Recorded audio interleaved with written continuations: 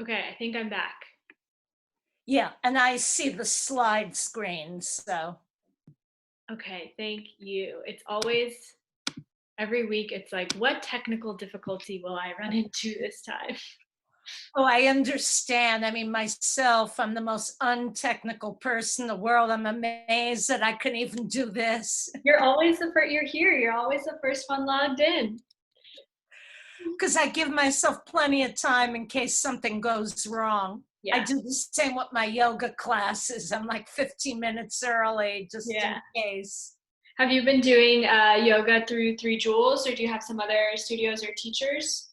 Actually, I go through Illumina Yoga, which is 6th Street Avenue B near where I live. Oh, So nice.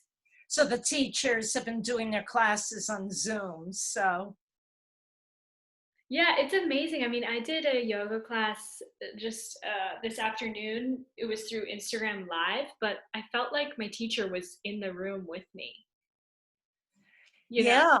And it just gave me an idea too, because whenever I go to Scotland, there's a yoga studio I go to in Edinburgh, and I noticed they're doing classes on Zoom. So I'm thinking I could take like a class with one of my Scottish teachers. There you go. Yeah, I mean, if anything, maybe out of all this, yeah, some of those artificial boundaries will be squashed. We'll teach ourselves how to do all this. And hopefully, when we all get back to normal, there'll still be the option of doing Zoom classes. So, say, like, I want to take a yoga class, but I have a little cold and I don't want to get Yeah, anyone sick, I could do it at home. So, totally. I hope so. or for next winter, when, like, with the Buddhist class, if I'm like scared to like come in winter nights, I could Mhm. do it during the winter on Zoom because it's much better than just watching it after the fact on YouTube. So, Yeah, no, I think that I'm sure we're not the only studio thinking about this, of just like at least using this opportunity to create like a virtual offering that we actually continue on. It's not like it'll end once, social isolation ends. So yeah, I think that'd be really cool for Dharma classes that we just start streaming them via Zoom. yeah, because I feel so much more connected to the whole class of this Yeah, way. I mean, I'm so happy that Zoom exists and yeah. Hmm. you got someone else. We got Sarah and Hua, I think. Hi, Sarah. Oh, I'm muted. Hi. How are you? I'm good. I'm doing good. Today was like a good day. Yeah, Yeah. How are you? I'm doing well. It was nice to see you at our virtual kirtan yesterday. I know. I loved it. I was just like seeing all the little boxes and everybody's all smiling. I'm like, It was so nice. Yeah, yeah, I'm gonna get my family to join next time. I was telling them about it. yeah, yeah. Hopefully the next one is soon. I will see maybe next week or the week after. I don't know. Yeah. Oh, it's Tom See. and Jeremy. Let me go get my tea. Be right back. Yeah, yeah, we have some time still.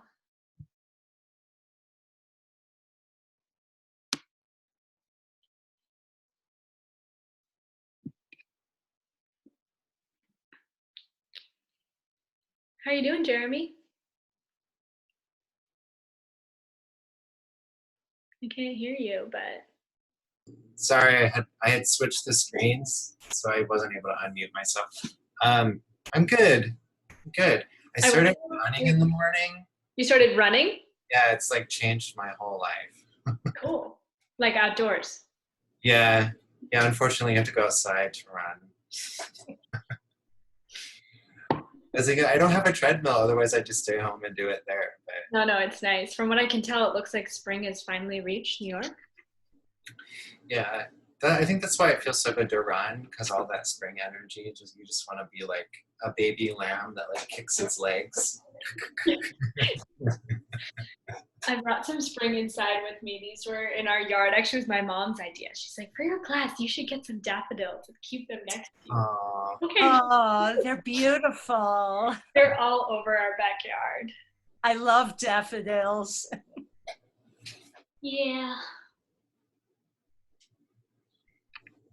I saw Zoe for a sec. Oh, Cindy, hello.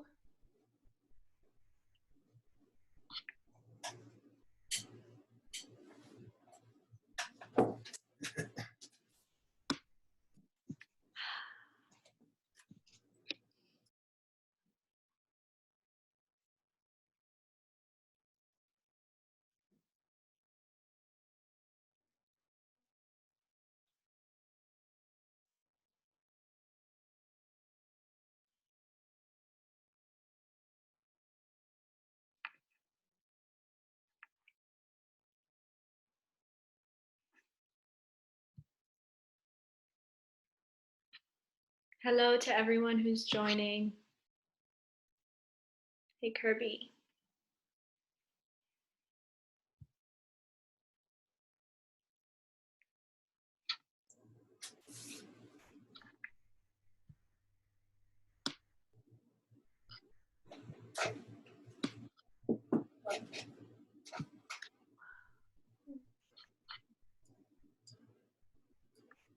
Hi, Kirby. Hi, Jeremy. Oh my gosh, little wins today. I got it so I can see 2, 4, 6, 8, 10 of you at a time and my slides at the same time. Otherwise, I could only see 5, and I was like switching back and forth.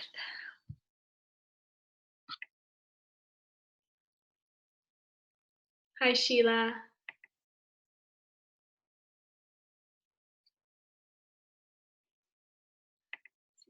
Kelly. Feel free to unmute yourself for this beginning portion and chat if you want to catch up or say hi. We still have a few minutes before we'll get started.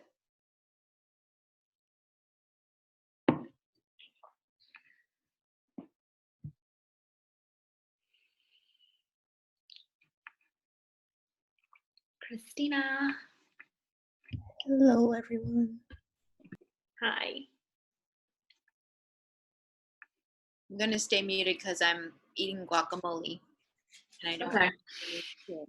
I was just thinking about how after all of this, when we see each other, like we'll have this new habit of knowing that we can mute or unmute ourselves or others, and like we won't be able to do that anymore. Hi, Emmett, Mackenzie. Also, now we all know what our living rooms look like, so. It's very intimate, yeah. I'm in my neighbor's apartment. He has better internet. He has a nice living room.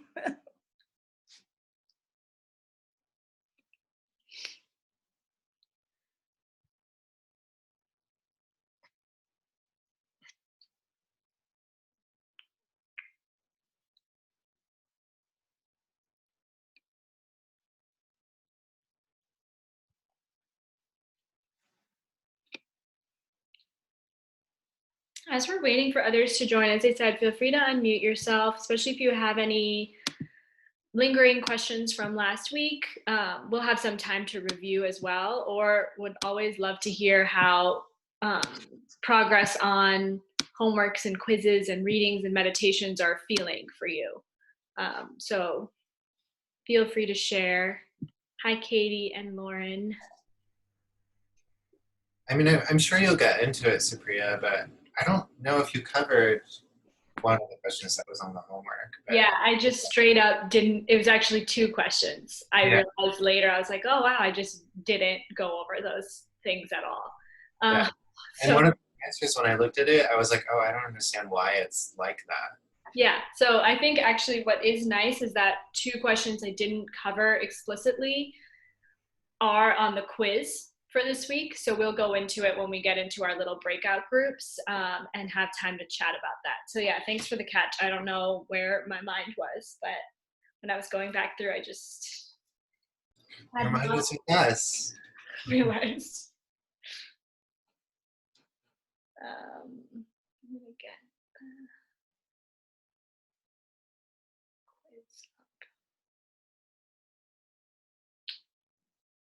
Okay, we're getting there. All right.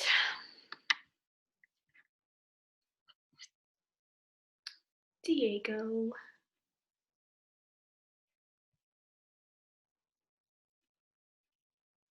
Okay, beauteous. Let's get started, and we're going to spend some time in the beginning meditating and reviewing and such, so others can continue to join us.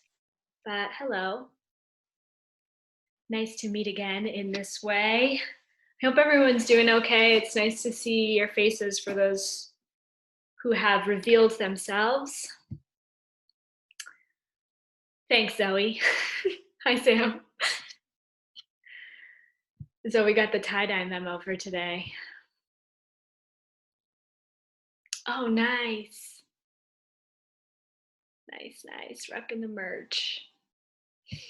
Okay, well, hello.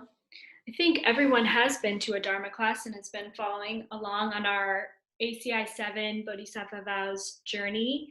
We are on class 9 today, which is kind of crazy. I think this course we pretty much did half IRL and half in this new medium. But yeah, we are one class away, and today is the end of lists, at least for this course. So by the end of today, we will have gone through all secondary vows. So that means collectively all of our root and secondary vows for Bodhisattva vows, all 46 in total. So you should feel really excited. There are more lists to come, but not necessarily lists of vows in the same way. So we'll talk more about that later, but welcome. I was thinking it's crazy how fast things can feel like normal, like even people are saying it like, oh, it's the new normal. So I do think it's up to us as seekers of something beyond normal to stir up that motivation in ourselves as we join yet another Zoom call, right? Like, is this just another Zoom call? Is it just another virtual Dharma class? Or is it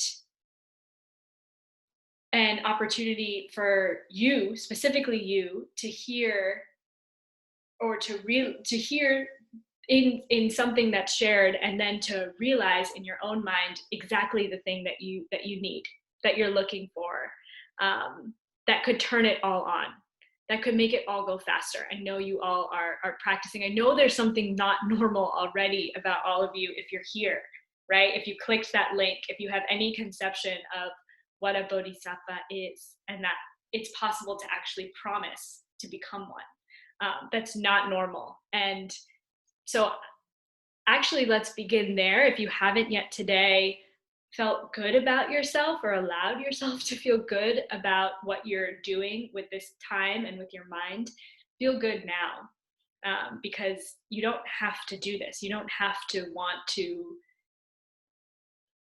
make something of your life or of your consciousness that involves thinking of other people, that involves something ultimate, something beyond jobs and relationships and these things that just dissolve.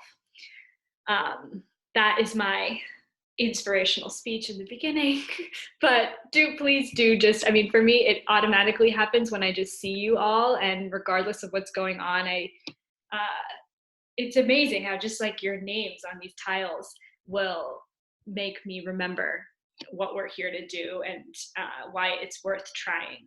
So thank you. And let's just begin with a very short meditation. And then I'll guide that right into the mandala offering to kind of set our internal landscape before the teaching and the discussion. And then we'll get into the fun stuff, the quiz, the review, and all that jazz. So wherever you are, you've all meditated before, so just find that posture that's conducive.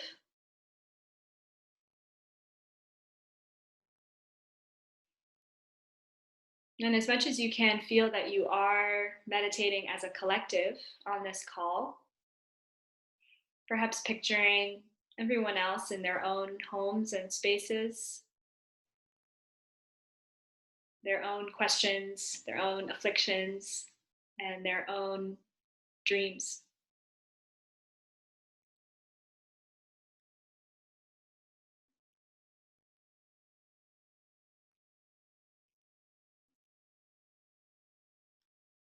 And very quickly, as the body softens and settles, decide to direct the entirety of your mental energy on the breath.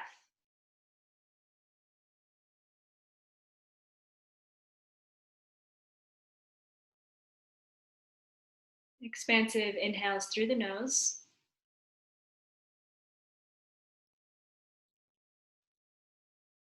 Full and complete exhales out the nose.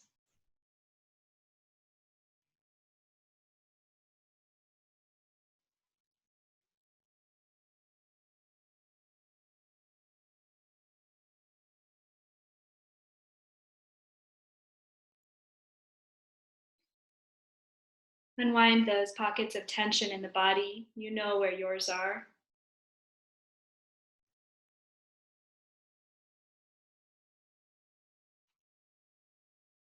Paying special attention to the sides of the body, the sides of the hips, all along the ribs, the backs of the shoulders, along the neck, jaw. Any knots of tension at the temples.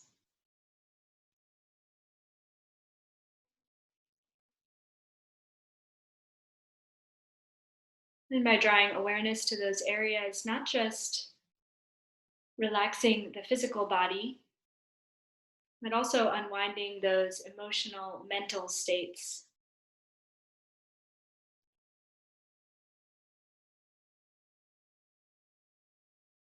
So take a moment to scan through your day thus far, recognizing any mental postures that did not serve you. Any moments of anger, frustration, impulses of fear, self-centeredness.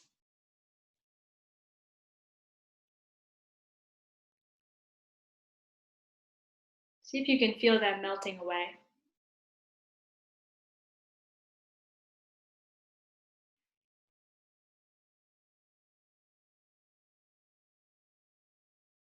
As if you were sharing them with someone who really had the power to teach you how to destroy them forever. See if you can garner a sense of vulnerability, just leaving it all on the table, clearing everything away.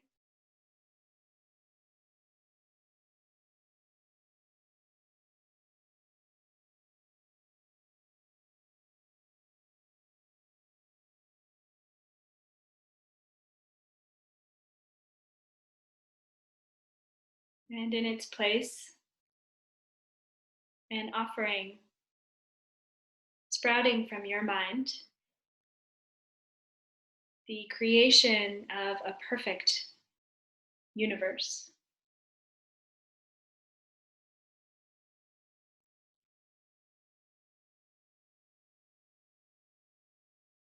Notice how you are not alone there. There are others. You can touch them. You know them, you love them.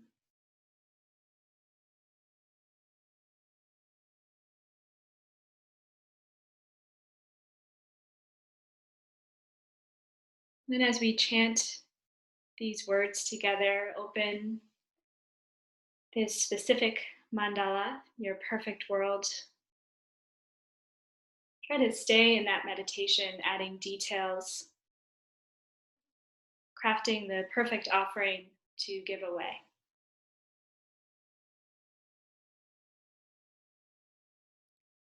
Sashi Puki Jukshin Metok Tram Riram Lingshin Inde Yampadi Sangye Shingdu Mikte Wargi Drokun Namdak Shingla Drupar Shok Idam Guru Ratna Mandala Kam Niryatayami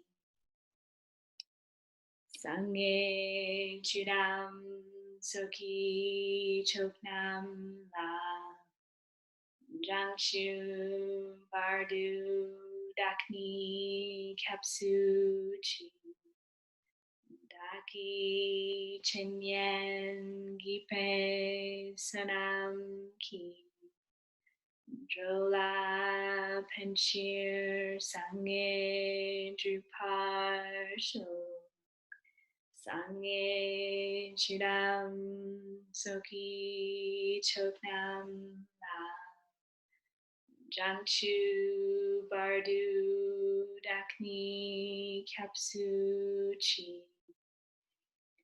Daki Chenyen Gipe Sanam Ki Drola Penshir Sangye Drupar Shok Sangye Chidam Soki Choknam La Jangchu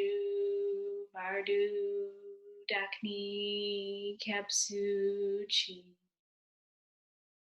Daki Chenyen Gipe Sanam Ki Drola Penshir Sangye Drupar Shok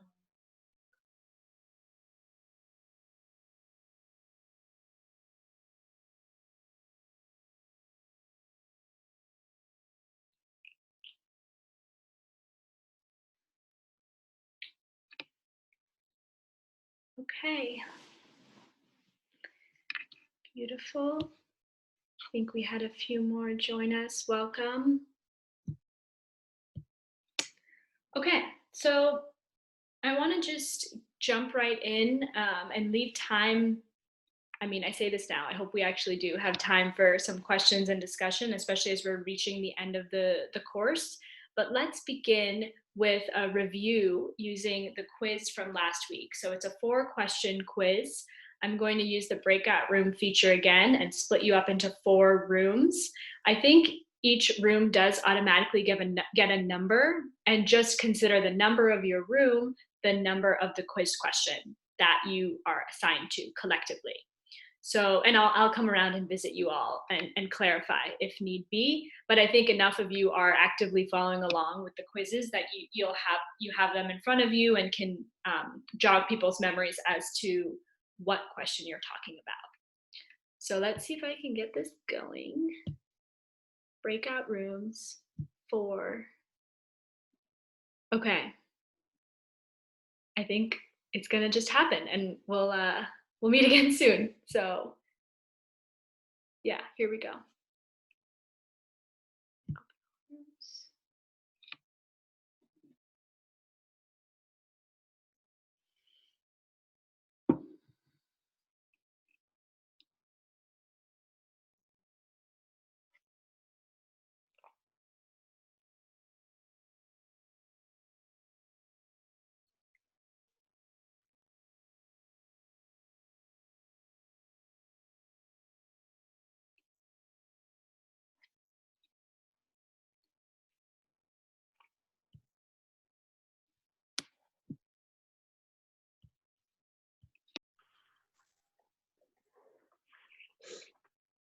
Hola. We're just gonna remain silent. Hi.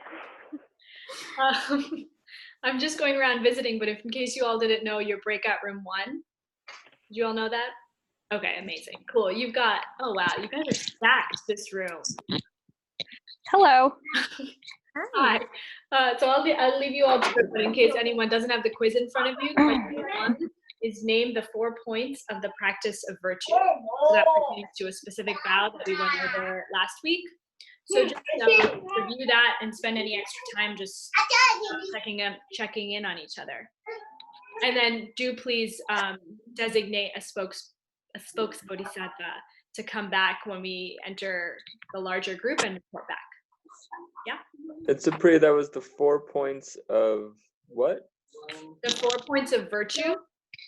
The 4 points of the practice of virtue, which all are sub-points of a particular secondary vow. Got you. Yeah. Okay. Thank you. Yep. Class 8. Quiz class 8. Okay. Yeah, so then is the second one, describe the kind of bodhisattva who can engage in a serious study of Hinayana and non-Buddhist teachings without breaking a bodhisattva vow. Right. Oh, gotcha. Which is question 3 on the homework, I think. The Yeah. kind of bodhisattva who can engage in serious study of Hinayana and non-Buddhist teachings without breaking. I don't know. Who knows? And I didn't understand. I mean, I read the answer, but I was like, oh, that's a weird answer.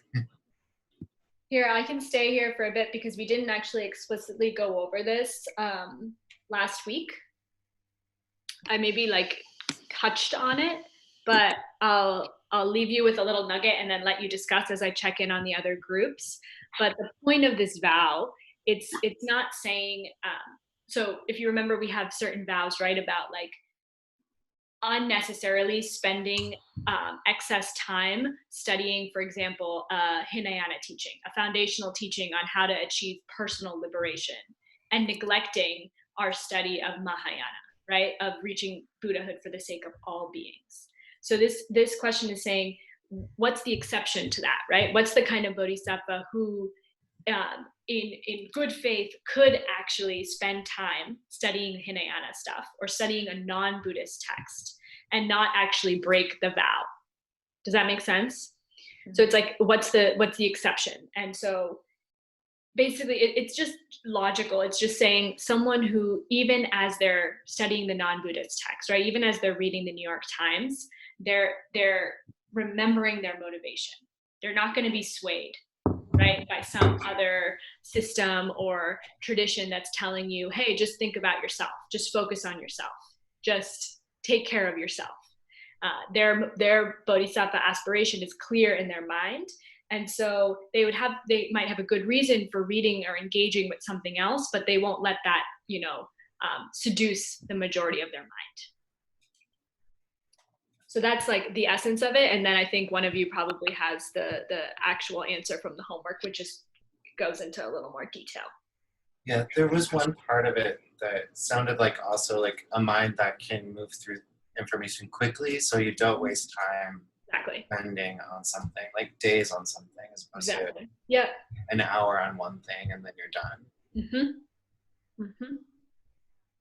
Yeah, I think.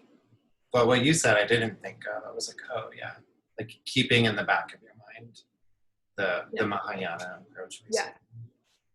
Yeah, that's how I work with this one, because it's of course I'm reading things for work, or there's other things that excite me that are interesting to read. If you think about literature or things that other people read, and it's okay, if we become a bodhisattva, does that mean I just can't read any of that? And I don't think that's what it's saying. But it's just remembering your motivation and not getting swayed, I think. And are you willing to spend, it says, right, this in the homework answer, are you willing to spend double the amount of time on a Mahayana teaching as you are reading a random blog online or scrolling through Instagram? Are you willing to spend that time? This vow helps us check that. Okay, I'm visiting group 3, but you all can keep debating and discussing, please. And please just have at least one person who feels comfortable reporting out back to the larger group when we come together. Lynn? Position is inferior. No, it's not a written one. Yeah. Hello, group 3. How's it going? So I feel right now, Katie is no fear Shakespeare. That's awesome. Yeah. So that's where we're at. Yeah, we were just going over, it's not written well is the equivalent to saying that the composition is inferior. Yep. Cool. So you guys have the 4 parts of that question. Yes. Beauteous. Okay, cool. So yeah, I'll leave you all to it, and feel free to debate and challenge each other. We have a few minutes, and then do just please assign at least one person who feels comfortable reporting back out to the group, like a bodhisattva spokesperson. Wait, also I didn't get the no fear Shakespeare thing. What is that? You ever used that in high school when you were reading Shakespeare? It's a part of Spark Notes, I'm pretty sure, and it's called No Fear Shakespeare, and it gives you the translation of Old English of Shakespeare into modern day language. Oh, that's amazing. I didn't use Spark Notes, Mackenzie. You can't tell I was a giant nerd. Yeah, come on, you know I cut the corners. So I definitely use Spark Notes, but I don't remember that. That's awesome. That is great. All right, toodles, have fun. I'm gonna go check on group 4. This is so fun. I love just getting to move around. Okay. Hello, group 4. Hey, Supriya. Okay, sorry, Sam. It looked like you kept popping up in my unassigned list. So I kept trying to put you into a group, but I'm glad you made it. Yeah. I had to jump out a few times because my audio wasn't working. Got it. Well, you're here and you all are in group 4, and this is a question that I definitely just did not give time to last week. So I'm here to help if that's at all helpful, but perhaps one of you already sort of poured through the readings and got the answer for it. But do you all know what question? You're on question 4, right? Explain what the protector Maitreya advises us to do if we find that some Buddhist teaching doesn't suit us for now. Right? Mm-hmm. Cool. What'd you guys come up with? Basically, just to leave it for now. Don't dismiss it entirely as a concept, because that will result in bad karma. But decide that you'll come back to it when you have more information. Cool. Or I guess more time to consider it. Yeah, exactly. It's like that spiritual shelf thing that we talk about, right? Where like put it on your spiritual shelf. Don't decide how you feel about it. But I think the kicker with this question is like what always gets me is like, what does it mean? Oh, you get serious bad karma. I think it's like important to remember, what does that mean, right? Like it's not like if you don't believe in past and future lives, you're like somehow cursed, right? You have this bad karma hanging over you that's going to come back and get you. The way that helps me to think about it is that once you decide or take a position in your mind, it's either opening you up to more wisdom in the future or it's closing you off.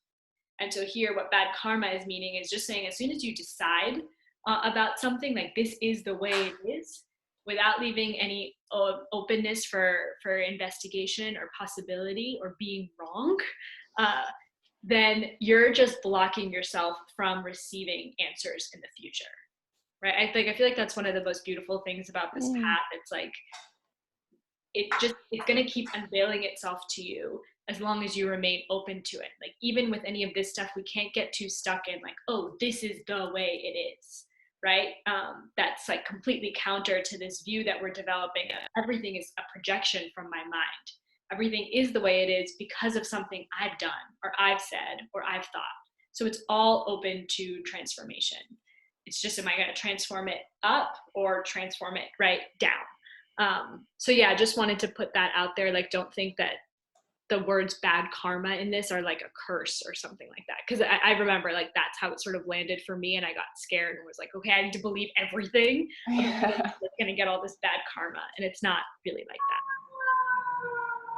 Cool, that's helpful. Cool. So I'm just going to ask that one of you feel confident about sharing out the essence of this answer with the group when we rejoin, which will maybe be in just like a minute or so. I think people are pretty much there. Yeah? Yep. I'm happy to share. See you soon. Thanks, Sam. Communicating that, because it's not like anything they do self-existently is going to make every person react angrily. Yeah. Sorry, No, that was it like makes three sense. things in one. No, it makes sense. I guess I'm just thinking like if you, yeah, no, it does make sense. It's just sometimes people don't learn, like some people have to experience it to understand how bad it was versus just like there has to be consequences beyond just like your words sometimes. Sure, but like and that like gets, you can exact a consequence without doing it with yeah, anger. Like a parent will be like, I am not happy that I have to do this punishment, but it's the only way that I think that this lesson will stick. I mean, a parent could yeah. also be like, get in your effing room and Yeah, it's interesting because I feel like my response is not anger, and sometimes I feel like I should be getting angry to like teach the person or whatever, if that makes any sense. What do you do? What do you do? No, it's just like in normal like bickering confrontation, like things like that. If someone does something that bothers me, I'm usually like, oh, whatever. But then sometimes like, oh, I should be angry about this, and that would probably stop them from doing it again. It sounds like maybe you want to be confrontational, but I don't know that means you have to be angry. I really want to know what you're talking about so we can give you I'm not talking advice. about like it's a general just like, because it would help me too, remember? Yeah, I'm thinking I don't have like a specific instance. Oh, okay. I thought there was something that happened like today. I was like, oh no, I wish there later. was, because then that would make this question easier to ask. It's more of just like a general state of when I have confrontations with people. I was just thinking about it. Okay.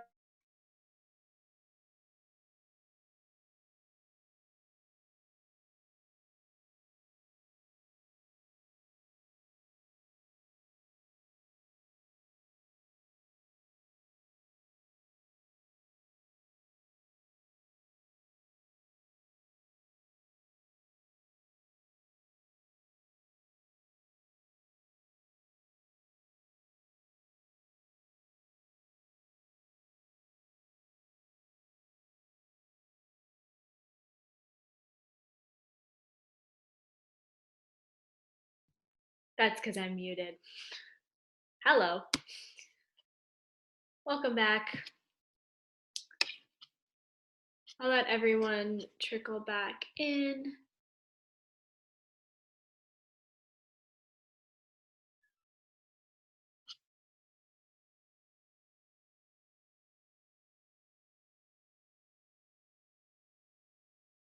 Okay. I think everyone's back. So as soon as you're ready, the spokesperson for group 1, if you could please talk us through quiz question 1 and where you all arrived.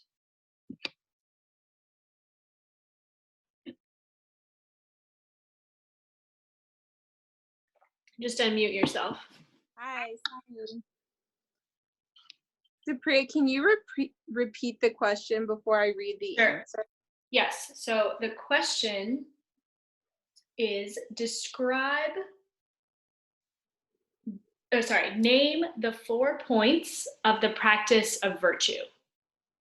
So the 4 points of the practice of virtue is so the list I have is if someone 1 yells at you, 2 gets angry, 3 beats you, or 4 criticizes you, and then the issue is when you respond the same way. Mm-hmm. So everyone was cool with that idea? Any objections, any questions or reminders as to why as bodhisattvas we would want to habituate that, not reacting in the same way?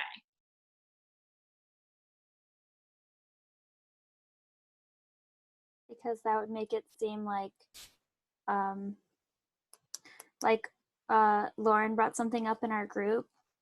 The angry with part is tricky because, like, what if they need to learn a certain way?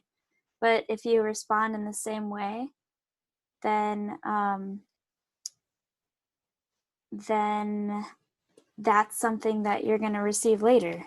So you don't want to receive at any of these ways, at any of these points in the same way, because then you'll receive whatever it is later. It's like the thing that we talked about in mentorship when what's his name is getting like swords at him or something like that, and he doesn't see it as swords, he sees it as rose petals, but just knowing that only because he knows where it's coming from.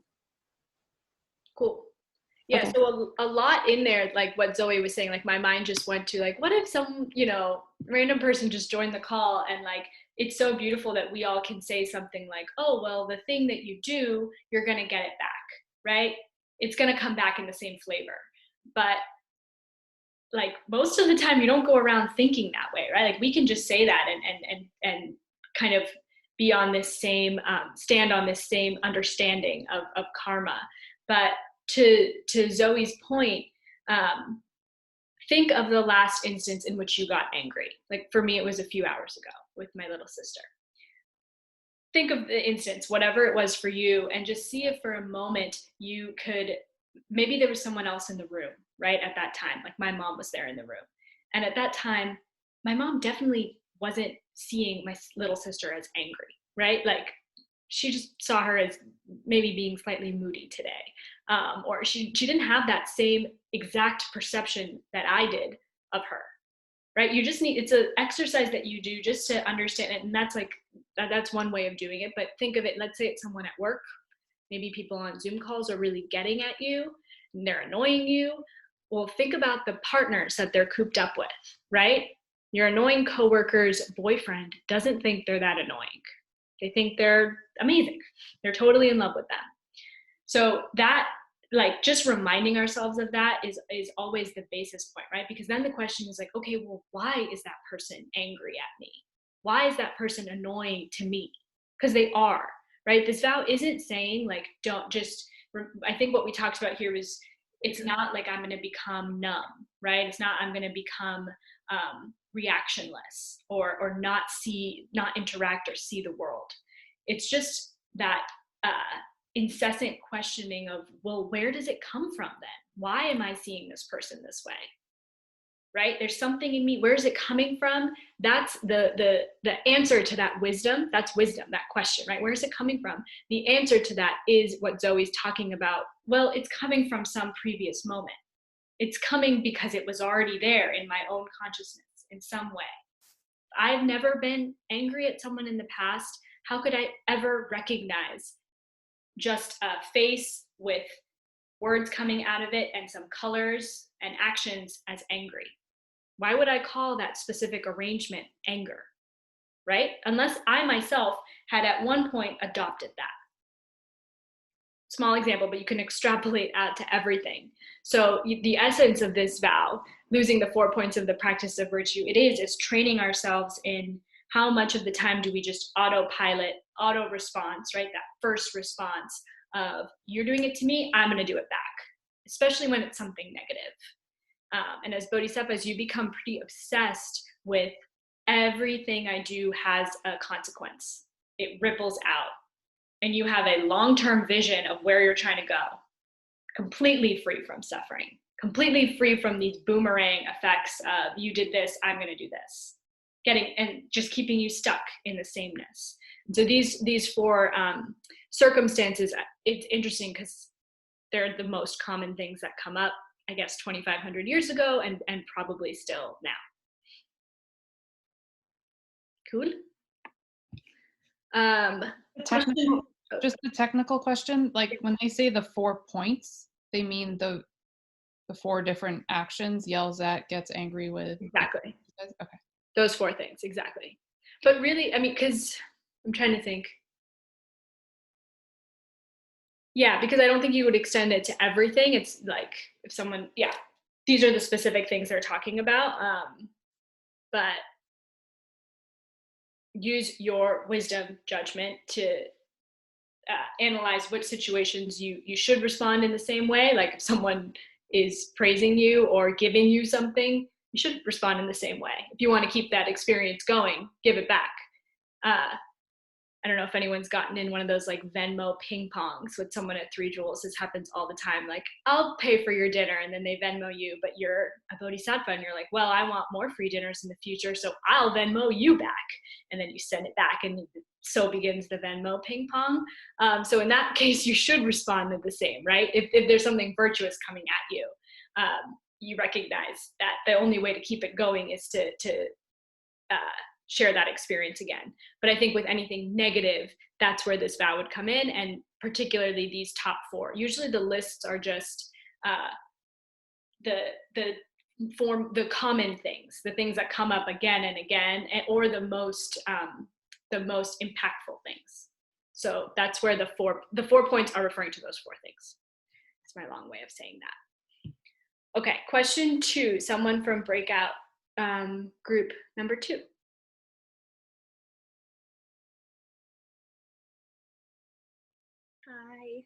Hi. Anybody feel free to chime in too, but we talked, and I'm just taking tidbits from what's said as a group, and a lot of what Supriya shared since it wasn't fully covered in class last week. It's someone who can engage in a serious study is one, if they can quickly learn, in non-Buddhist teachings is one, if they can quickly learn that subject and then move on. And secondly, they are learning to not only just for self-development, but for the benefit of all beings. And then an additional thing to that is if that person is willing to devote additional time and double the time learning the spiritual text compared to all the other texts and readings that they've been doing. Cool.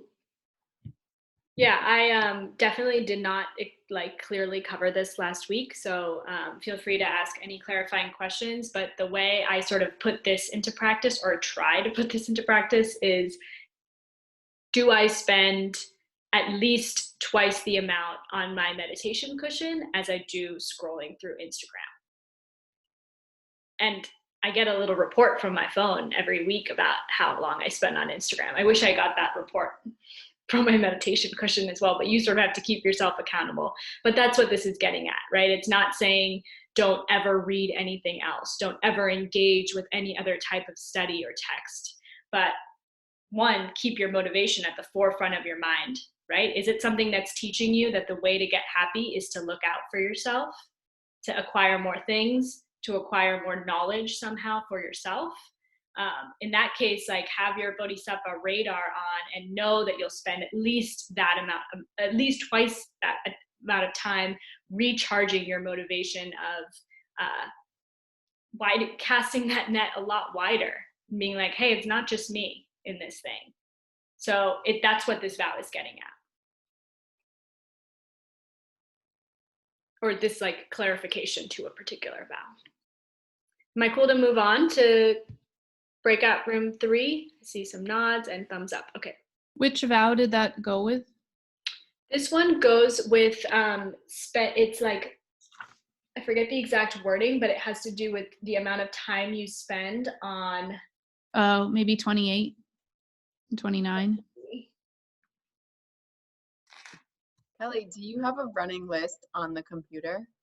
No, I wrote them all down. Oh, okay. I was gonna type them in a Word doc. Never mind. Yes, it's exactly 28 and 29, Kelly. So making efforts in non-Buddhist texts where no efforts should be made, or making efforts in another system when our own is available. Yeah. Yeah, and I'll talk about it more in class 10 and the final, but there is like a master doc with all the vows as well as all the sort of like exceptions and how to put these things into practice, and with particular commentary from our lineage. Like, you know, we are studying Je Tsongkapa's finer points and commentaries on it, but what's really beautiful is it will have nuggets about, okay, what did Geshe Michael say about this vow? What did Hector say about it? And it's in this running PDF that I'm correcting for typos and stuff, but I want to share it out at the end of this course. And then you'll have your notes to add to that. But that does exist. So Mackenzie, you can rest easy. Okay, number 3, someone from group 3? Well, so we had describe the 4 ways in which a person can mistake or mistakenly reject a Mahayana teaching. We said that the first one was that this composition isn't written very well. The second one, this author isn't very good. This isn't much benefit for living beings, and this particular part or subject isn't correct or important. Cool.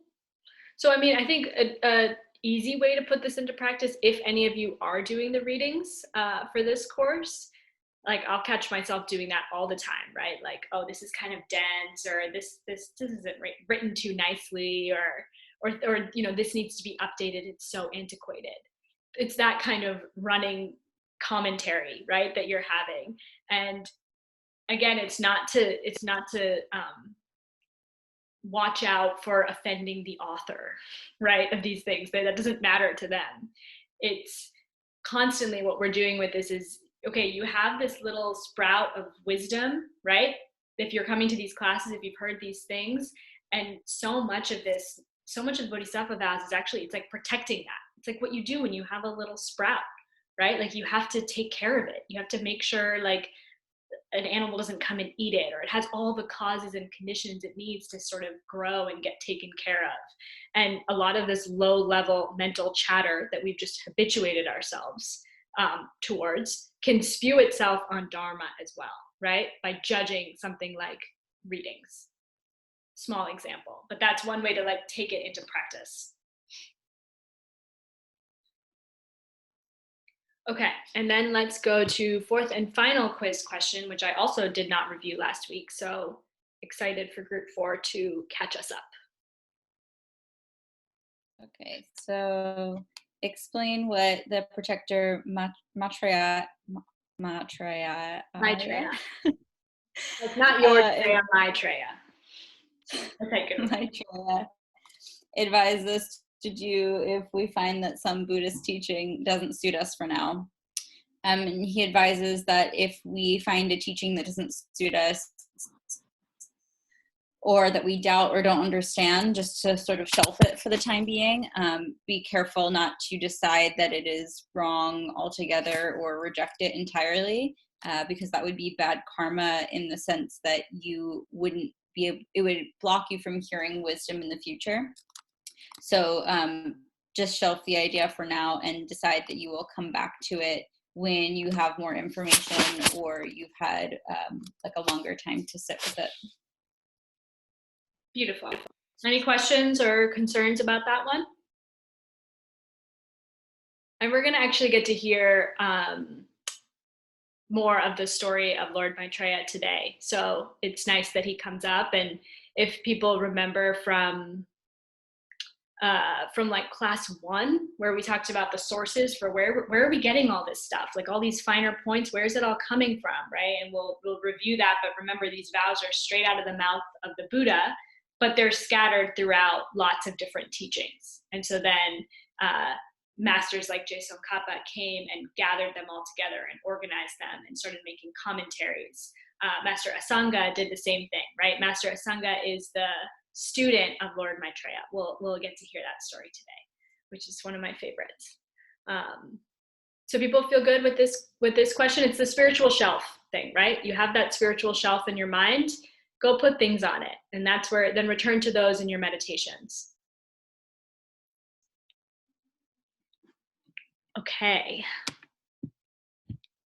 So let's dive into class 9. Last of the secondary vows. Yeah? Okay. So I think we've gone over this before, but it comes up again at this point in the text. This is straight from Je Tsongkapa. And he's just reminding us of the two classic motivations that would actually bring us to break one of these vows. In particular, the secondary vows. So it's two classic motivations, and each of them have a sub list of two, right? It's two, but actually four. The first has two, the second has two. So in Je Tsongkapa's like text, he often refers to it as like the two states and then the other two. And that's what he's talking about here. So the first two can be grouped into breaking a vow out of an afflicted state of mind. Because you have a mental affliction, you break the vow. It really helps me here just to remember, anytime I hear mental affliction, I think klesha in Sanskrit. Somehow it has more charge for me in that language. Like klesha, it's where we get the word affliction. But it's this idea of this thing in your mind that's harassing you, right? That's bothering you, that's disturbing the continuum of your mind. I think about this, I think I've told the story of the mosquito that gets into the net with you when you're, like, it happened to me on retreat in Nicaragua, but the thing that's supposed to protect you and that you're stuck in your mind, it's that thought that comes in. It might seem small, but it can wreak havoc, right? If you're stuck in with the mosquito all night. I don't know if anyone else has gone through that, but it's that affliction causes you to break one of the vows, the majority of which we've studied at this point. And they say there's two primary forms that's going to take. One is malice, which is just a fancy way of saying you want to hurt the other person, like you want to cause hurt. And then the other one is anger, this completely destructive emotion that we'll talk about more today, but it's basically you want to hurt them or you're angry at them. And yes, JJ, beautiful, klesha is Klesha. Yeah. So that's the first motivation. It's like this kleshic thing. They say it's like a klesha attack. Like your mind gets overrun by this mental affliction. Like whoever was in the driver's seat, the klesha comes in instead and starts steering you. And maybe you felt that, right? Like if you've ever been in like a fit of rage or something, and it isn't until later that you're like, oh God, I just said that because I was insanely jealous or insanely angry. So klesha attack. In Tibetan, it's I want to say it's nyongmo. Emmett might know better than me and be able to correct me right now. But I think it's nyongmo in Tibetan, klesha. It'll definitely come in ACI 10, 11, 12, the Bodhisattva's Guide to the Way of Life, because we go in detail. Nyongmo, like Nyongmo. I'm just looking in the notes. It doesn't come up, but I'm almost positive that's what it is. Nyongmo, yeah, exactly, but 2 words. So that's the first motivation. And then the second motivation, so the other 2 states, are breaking a vow out of a passive, a non-afflicted state of mind. And here it's basically getting us to recognize 2 forms of laziness that are pervasive in our minds. One is a regular laziness, and one is what's referred to as a spiritual laziness. So what are these things? Regular laziness, and yeah, so regular laziness, it's not saying you don't take rest, right? Or you don't restore. This is not to like feed into our obsession in society with productivity and valuing ourselves in that way. It's not saying that, but it is saying doing things that you know will result in you not being able to show up as the person you want to be. Whatever that means for you. If it means staying up all night watching Netflix, it's that. You know it's going to affect your mood the next day. Or you know not getting physical activity or talking to a friend or whatever it is for you. I don't know what it is, but it's just indulging that sort of laziness of like just becoming one with the couch, like indulging that. It's not saying you don't rest. Now, a spiritual laziness is slightly different, and it's basically asking you to consider, and I mean, this is what we're doing when we're making the mandala, right? And saying those fancy words. Hopefully, this is what we're doing in our mind of saying, what are we really here to do? Where did these things really come from? These ideas, these vows, these promises, this way of life. You know, is it just this, did I just go to this website and find these notes and put them onto slides? Like, where did they really come from? This ideal of being a bodhisattva. And how often are we reminding ourselves and connected with the truth that there have been minds that have reached this state of enlightenment for the sake of all beings, right? This attitude of, I'm not free until we're all free. And it's from those minds then that this instruction manual, that's what the vows are, they're an instruction manual to reach that state. How often are we connected to that? Because if we're not, that's where you get spiritually lazy, right? If you remember that every day, it's not hard to get to the cushion and meditate. You're like, yeah, bring me there. I want to do that. It's not hard to do those things that you promised to do. If you're staying close to that motivation, if you're really remembering, where does this wisdom come from? What is it? Is it just another list of things that you're studying, you're doing? So that's more around what spiritual laziness has to do with. Cool. And this is homework question 2 for you all. Okay, so let's get into it. So hopefully, or someone remind us, what were the majority of secondary vows? What did they pertain to? What did they map to? If we needed to organize them in some way, for example, a list of 6 things. Someone, please. Remember, they were like, okay, cool. Not root vows, Zoe, secondary vows. And yes, Sarah, beautiful. They were the 6 perfections. Remember the little dancing ladies had at the top of the slides, and each of the groups of vows pertained to one of them, right? Like we went through those states of mind, right? We talked about the perfection of giving, and then how that leads into the perfection of morality, the perfection of patience, not getting angry. All those 6, we went through those 6, right? We ended last week with the vows pertaining to the perfection of wisdom. So this last group of secondary vows, they have to do with the 3rd morality. Another pop quiz question. Does anyone remember what those 3 moralities are? Different from the 3 sets of vows. But we went over them maybe like class 3 or something. The 3 types of morality. It's like doing more of what's good. Ish. So okay, that's number 2. That's the 2nd morality. What's the first one? Stop doing what's bad. Perfect. Stop harming others. Stop doing bad stuff. Nice. Then you said number 2, do more of what's good. Yeah. Do good stuff. And then the 3rd one. Do it for other people. Exactly. Right? Because you can do either of the first 2 just for yourself. Right? You can stop doing bad things because, you know, for some personal reason. You can even do good things and go and be altruistic in your world. But at the end of the day, your motivation is how you look, right? Or some sort of internal satisfaction you get out of that.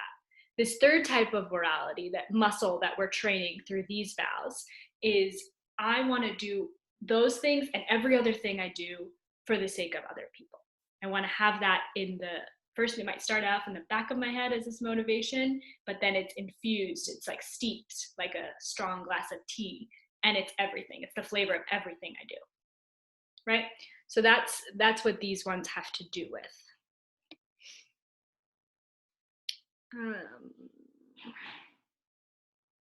Let's see. Is there anything else I want to say here? Oh, okay. There was something I wanted to say here. Just to bring it into our current moment, I think these are particularly interesting, right? Like the morality of serving others, of taking care of others, and how we, now that we've been forced into isolation, hopefully many of you are asking yourselves like, okay, how do I be a bodhisattva in isolation, right? Like in my current reality. Is it possible? Is a bodhisattva just someone who goes out there and busies themselves with the outward appearance of helping people? Like I've been thinking about that a lot. I hope it's been coming up for some of you as well, but I think it's really beautiful to me, the number of examples we have of actually how much more kind people are being now that we've been driven into isolation. I don't know, is that happen? I hope everyone's sort of getting to see that in their realities a little bit, like, but all the bodhisattvas that are coming out of the woodwork, right? Like a small example, I think some of you know this, but like my home's living room has been transformed into this mask making factory, basically. Like my mom has a sewing machine, and it started just because she was anxious. She's like, I don't know what to do. I need to do something. And she mobilized like over 100 women in our little suburb of Massachusetts. And they're making masks for anyone and everyone that asks, right? Like they've made over 1,000 masks. Tala is doing something similar. She actually is the one who inspired my mom to do this. Like that's what's happening, right? People are stuck at home, they're stuck alone. And actually the first place their mind is going is, what can I do to be connected to other people, right? I can't touch them physically, so how can I somehow touch them with my mind? So in so many ways, I feel like we're like these ancient yogis retreating in our caves. We just call them isolation pods now, but what are they really doing? These people that are trying to wake up for the sake of all beings, right? It might look like they're just alone in a cave, eyes closed, meditating, but what are they placing their mind on, right? Because that's the other question, like, and I've seen this happen with my mom. She's doing this amazing, virtuous thing, right? Thinking of other people, putting her life energy into taking care of them. But is it a virtuous thing or is it a stressful thing? Because oftentimes I go down and it's a very stressful situation. It's like, oh, I have 50, masks and I don't have enough fabric, and this person's being really annoying and not giving me the things on time. And we do this too, right? Where we like poison our own impulse for goodness with these normal states of mind that we have, right? It's just been really interesting to see that. And so where am I going with this? Oh, yes. For me, it comes back to fundamental to being a bodhisattva. It's not just that altruism and that love, right? It's not just I want to put my life on the line for others. It wrapped up in that love is wisdom. There has to be wisdom, which is just a fancy way of recognizing like, okay, there's something about the way I see the world right now, specifically other people, that's messed up. I'm not seeing them in the right way. I don't have the right view about them. I see them as angry or as annoying or as normal or as dying, right? You can't deny that. That's how we see people. And there's something wrong with that, they're saying. It doesn't have to be that way.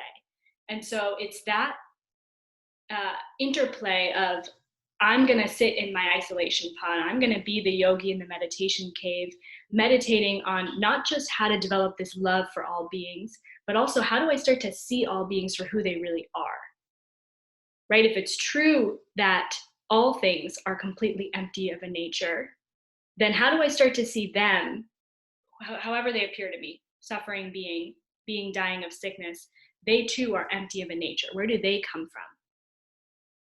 I'm not sure if I'm getting there, but that interplay of the wisdom of seeing others properly, the love that comes from that, like we automatically are going to love others if we see them with wisdom. And if we don't see them with wisdom, it's actually impossible to love them. It's that. So I'll leave it at that for now. Why did I say that? Oh, because it is possible to practice these vows, to practice these Bodhisattva vows, and specifically this third morality of promising to take care of others, even when you're far away from others, even when you're completely socially isolated and cut off from others. So we can't forget that. Okay, so we're on number 35 out of all 46 of them. And this first one is not going to help someone in need.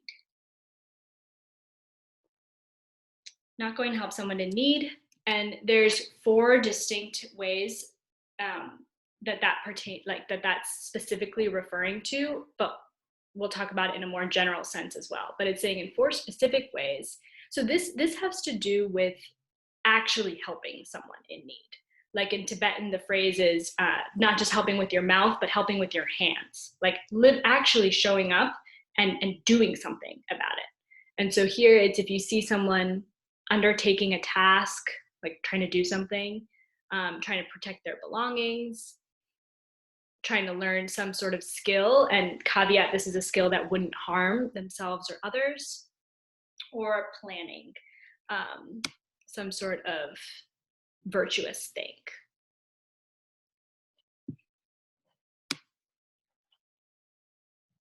So here, what do I have to say? Okay, so yeah, a couple of things. So it's homework question number 1, those sort of 4 specific ways in which this vow pertains to, of like helping people in need.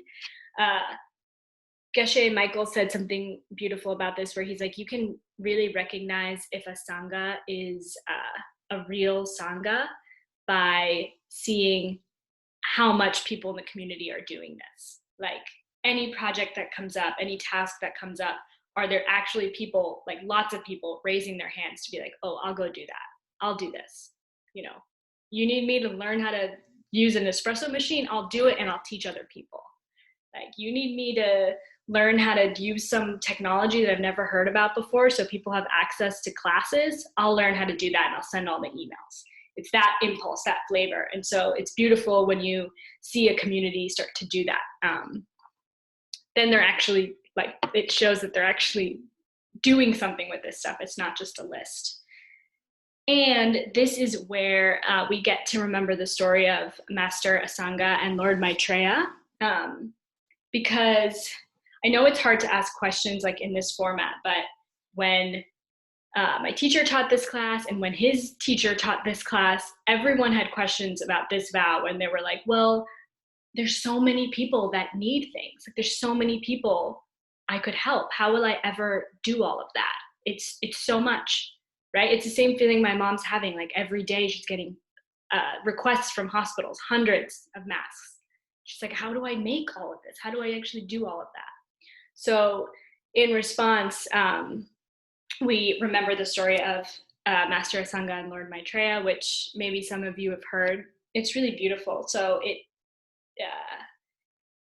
Master Asanga actually was one of those ancient yogis who was in a cave meditating. He was there for 12 years, and his task was to meditate on love.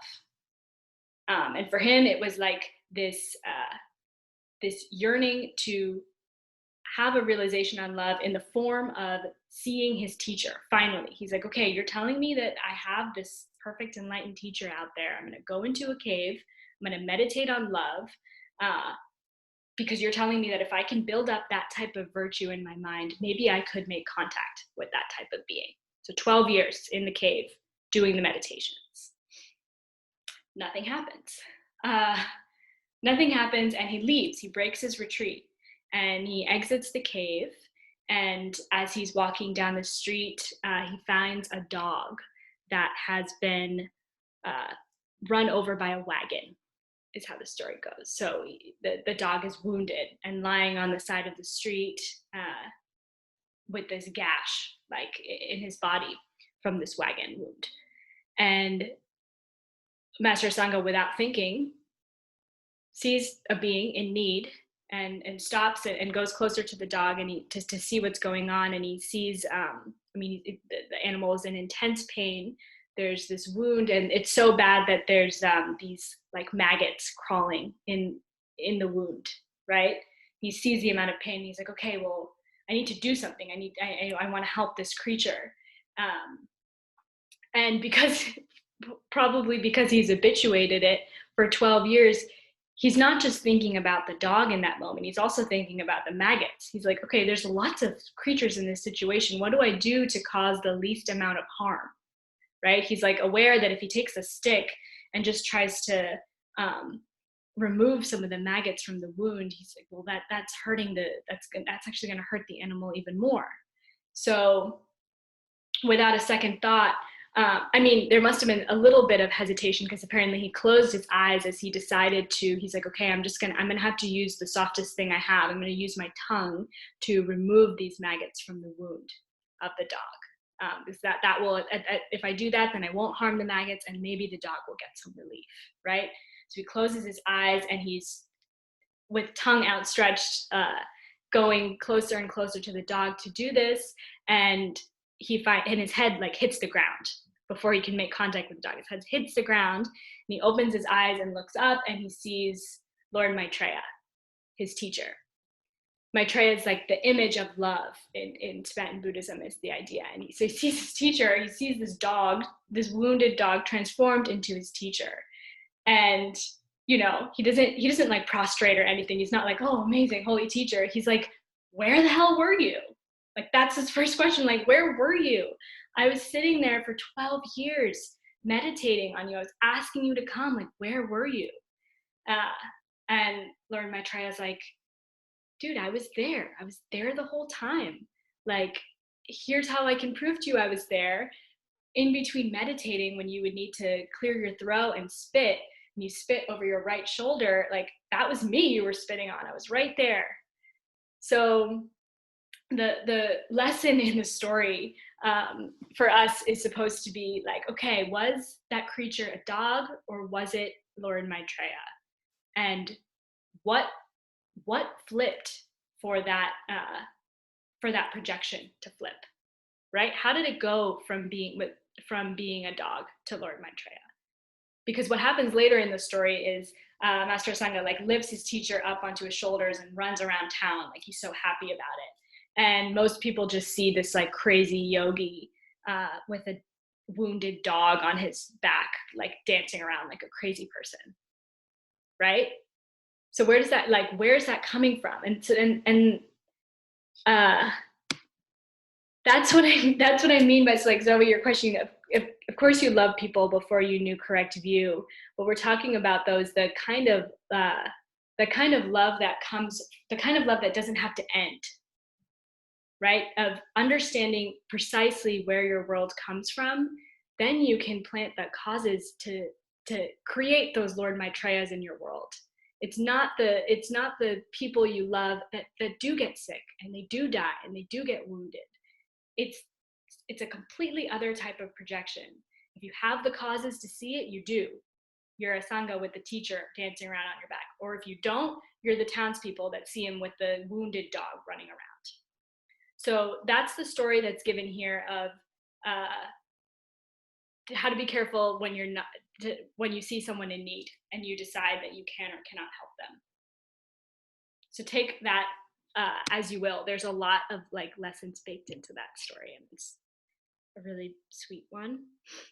We're gonna go through the rest quicker because there's lots. So this one, 36, if you avoid helping the sick, and this is out of either of those states of mind, out of anger, like out of an afflicted one, or out of some sort of laziness. And there's a little typo here. If they have sufficient means to get assistance is one of the exceptions. So remember, a lot of these vows have exceptions.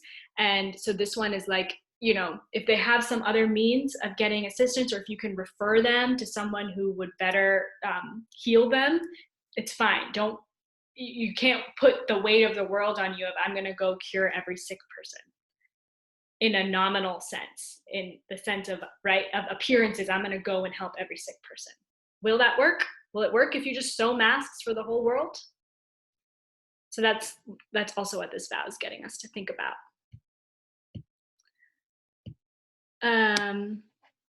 Next one, to not try to stop someone's mental or physical suffering. Right? Yeah. So there's a couple of instances that are given, specifically like some of they're lost some of their faculties, like they're blind or deaf, handicapped, also weary from travel, or haunted by malice, like haunted by their own bad deeds, their own previous bad deeds. And so it's out of some sort of, again, anger or laziness, like you want to hurt them or you just don't care. You don't try to go and stop that.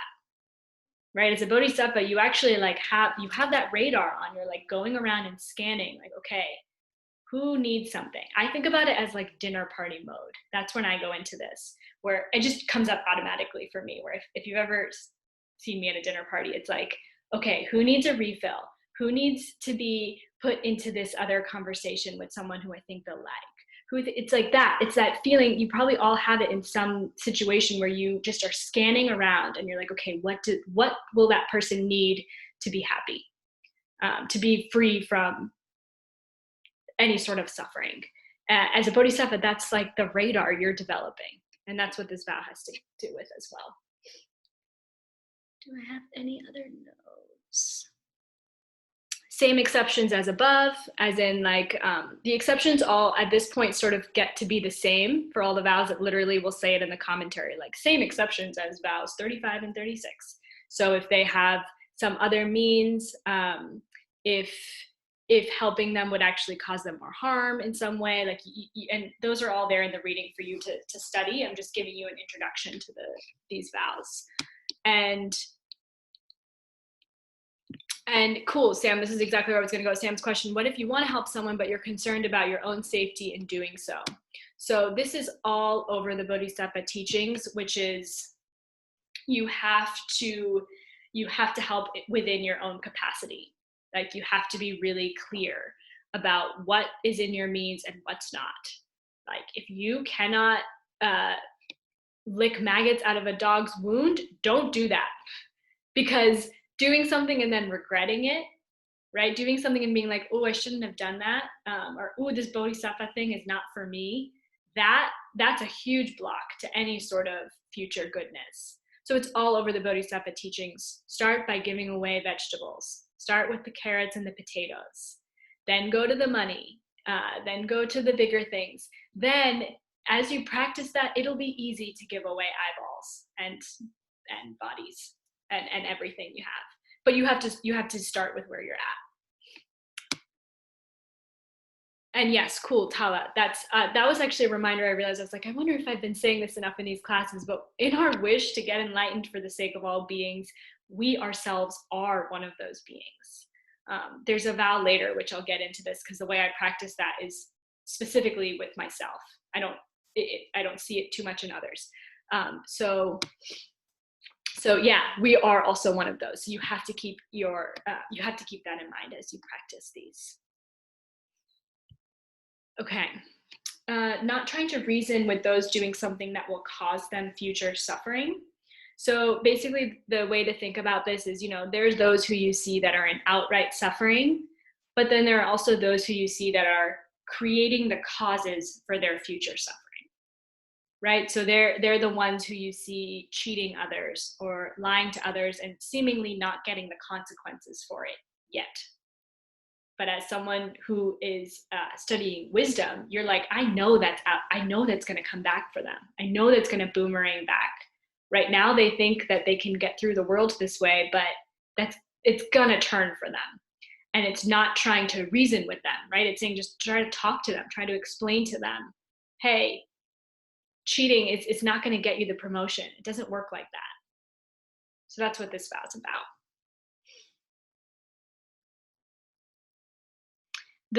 The exception here is kind of funny. It's like this, I feel like this happens when you're kids, like how when you're like on the playground or something and you're trying to reason with someone like something that's really important to you and you're telling them like, no, please, like just don't do that, and that just to spite you they're gonna do it like right in your face.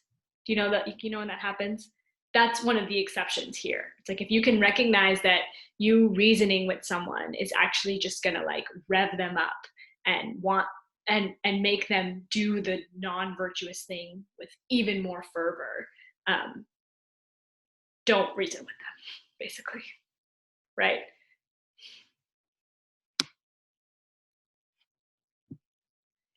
Do I have subtext here? Yeah, stop the suffering of others and also put an end to the causes of that suffering. That's what this gets at.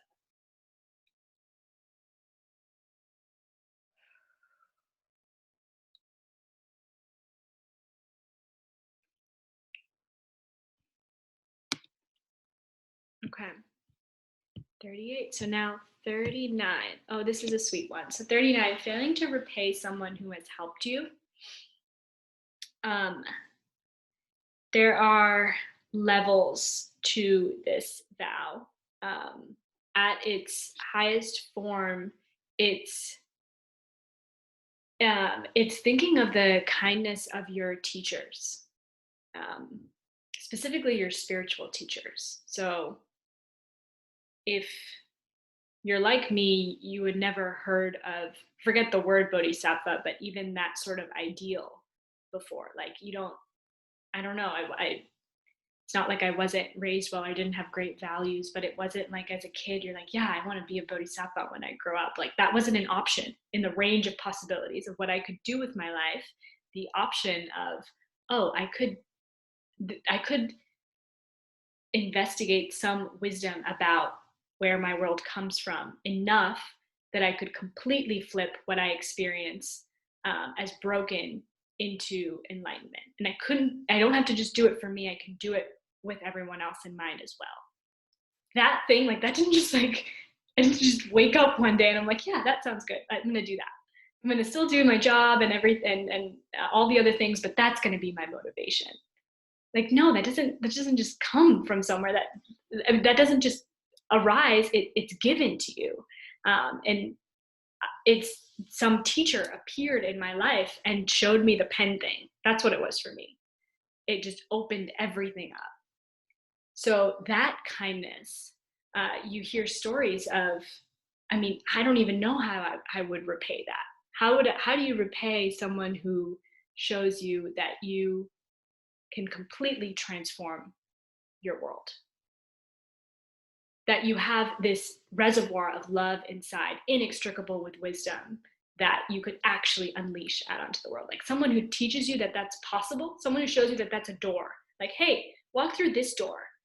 Forget the job and the relationship and the apartment. Like that's not going to work. Forget trying to have the healthiest immune system. It's not going to work. If it's not coronavirus, it's something else. It's going to take you out in this form, it's just not going to work. Walk through this door. And they not only give you the door, they also give you the keys. They're like, you want to walk through that door? Do these things with your mind. Practice the 3 moralities. Take these promises. If you want to do it faster, take these promises. Right? How do you repay that? And that's what you're thinking of with this vow. If in every, I think that's also the ultimate antidote to spiritual laziness. Just remembering that, like, whoa, some being showed up in my life and said things to me that translated as I can get free completely from suffering. So you get really busy repaying them internally. Through every action, can it be some sort of offering to my teacher, right? And so it can start that way. If you fail to remember that, what they've done for you, and does not try in every moment like to outdo that kindness, I don't know how I could ever repay that, then you're breaking this vow. And if that, is too lofty right now, there's lots of small ways to practice this. It's remembering when you go to order a sandwich, which we will again one day go out there and order the sandwich, right? Recognizing the number of people that put the seconds that are ticking away of their life energy into literally the things that went into to make that one lunch for you, right? Their kindness, all those thousands of mental movements in their minds that went into creating this one thing for you to eat for lunch. So this vow has to do, so the opposite of this vow, right? Like we don't want to break it, but the opposite of it becomes the practice, what we do want to do. And it's that attitude of just total gratitude for everything. Like everything is completely given to me, completely interconnected with everything else. When you develop that state of mind, this third morality of promising to serve others will be natural, right? You won't see the dead dog or the wounded dog and think, should I do something? It's just there. You're like, oh, I'm grateful for everything. Of course, I need to take care of everyone. So that's partly how it's working. Okay. Failing to try to stop someone's grief out of a desire to hurt them or laziness. I think about this with like, this vow is easy to uphold for your friends, right? Like you don't want to see the people you love sad. You'll do anything. You'll stay on the phone with them for hours. You'll give them all sorts of advice. You'll repeat it over and over again, right? Like, because they keep getting themselves into that situation. Of course, you don't want to see them in grief. Can we extend that feeling out to everyone? Right? It's where this course started. It's, can I see everyone like my mother? There's something wrong with the way I see people because I can't truly love them. I'm not able to develop this complete unconditional love for them. So they give us tricks. They say, think of them as your mother. Then you'll do anything to stop someone's grief. And it's not about your relationship with your mother. It's right. We've gone through that whole analytical meditation of what the being of a mother really represents for you in your life. Okay, 41, not giving material assistance to someone who needs it. Hopefully this vow feels familiar. It is very similar to the root vow, which we studied. If we remember, the root vow has this flavor of, I'm not going to give material assistance because I don't want to part with the thing. I really like my X, Y, and Z, and it's mine. My identity is attached to it. And for that reason, I'm not going to give assistance. This is for any other reason. Like you're angry at them or you specifically want to hurt them. Like it's not about the attachment to the thing as much as about some other negative state of mind. Okay. JJ's question, what if the effort in 40 is not well received and the effect is the opposite of my intent? Yes, cool. So this is where, okay, so for me studying this stuff, like studying karma and emptiness technology through the lens of ACI, it started to make so many other like spiritual proverbs or teachings make sense to me. Like I was like, oh, that's what that really means. And one of them was this like idea of non-attachment, like of not being attached to the result of what you do. And that's actually where this comes up for me. Because as a bodhisattva, you are you're so sure about everything I do. It's going to have an effect. It's going to have a ripple effect. I'm only going to do the most beautiful, virtuous, positive towards the door of enlightenment things I can. And at the same time, you have the wisdom that it's not going to be immediate. I'm going to plant all those things now, but it's going to take time for them to sprout up, right? And as you're gardening, like as you're planting your seeds of enlightenment now, you have eons of past actions that are going to keep flowering. They've already been planted, right? All those times before you met this ideal, all those times you were just not aware, but planting subtle or explicit negative seeds. And so here, the wisdom in that situation is, okay, I'm doing everything I can to stop someone else's grief, and they're not responding in the way I want them to. The bodhisattva mind sees that as, okay, I'm doing what I can in the moment. I'm upholding this promise. Whatever I see in response is an echo of some previous seed.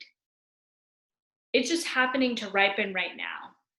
right? Because there's definitely been times in the past where I didn't help the person that I could have, right? Where I didn't try to stop someone's grief. So that's just ripening now, but that doesn't change what I'm doing in the moment, right? Karma grows, it takes time to grow. So you're planting it now, but it's not going to be immediate.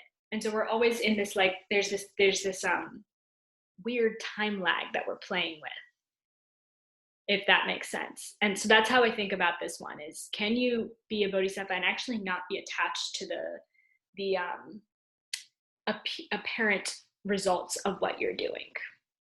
That's cool, right? That sort of mindset. And Jada, you've heard from the yoga teacher training, this Laksam Namdak mindset of, I'm going to do it even if no one helps me, even if no one praises me, even if I don't immediately get the results I'm looking for.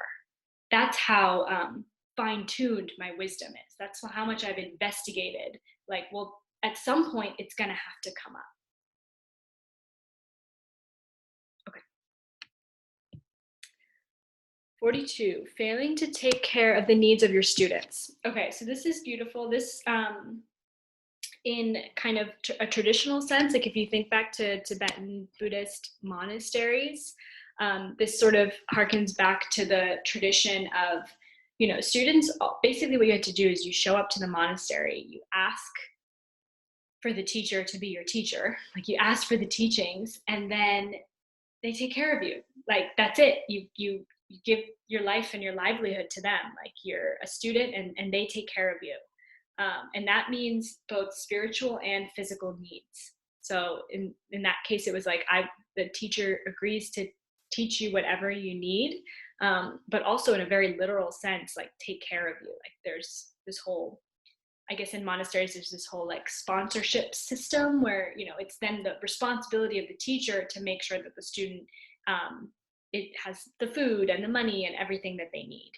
And then it goes back to that other vow, right, of repaying your teacher's kindness. Like it's this symbiotic relationship that starts to form between the teacher and the student. I'll take care of you no matter what, and I'll spend my life trying to repay your kindness no matter what. And it's those two together, like you ride that wave. That's what this vow has to do with. And I think it's beautiful since so many of you on this call are already teachers or becoming teachers, and it's holding that relationship sacred, like remembering what you're doing every time you're seeing someone as a student. Like you're yoking yourself to them, you're attaching yourself. You're saying, where you go, I go. Where I go, you go. Let's go. So that's what this has to do with. Do I have anything else? Yeah. Okay, we're so close. 43, failing to get along with others. Sometimes I think Bodhisattva vows sound like what you learn about in kindergarten. It's like, do these things, be a good person. Failing to get along with others. Okay, yeah, I'm assuming you all would have this question if we were in real life, because in like the recording of when my teacher taught this and when his teacher taught it, everyone's hands go up during this one, and they're like, well, what about those people I don't like? Like, what about those people that have wronged me? Like, are you saying I have to get along with them too? And this one, it's going back to that, like that Bodhisattva vision. Like, just imagine if this was possible. Like, could I really see the whole world as my best friend? Like, as I'm walking down the street, instead of, oh, there's that random person and they're kind of cute and they're weird looking and I want her hat, or whatever is going on in your mind, could you see them with that excitement of like, oh my God, there's my best friend in the world. And there they are again. And there they are, like, and you walk into the subway car and it's just full of that, right? Or our current day predicament, you log on to the Zoom call. It's that Zoom call that you log on to where you were obsessed with everyone versus the one that you're doing because you have to, right? Like, what if we could do more of the former? If you actually had that feeling of, oh my God, there's my people. That's what we're trying to get to as bodhisattvas, is training our minds for that. So this vow has to do with recognize those people that you aren't getting along with, that you're holding the grudges, that whatever misunderstanding in your own mind is keeping you from opening your heart to them, and try, basically.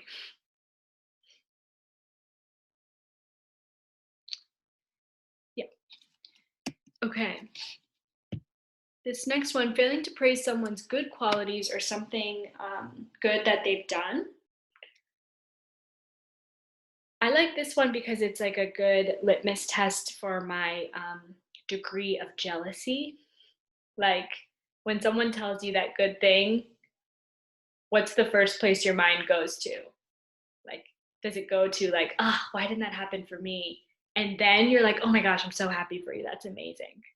Right? Like how fast do you get to the, oh my God, that's amazing.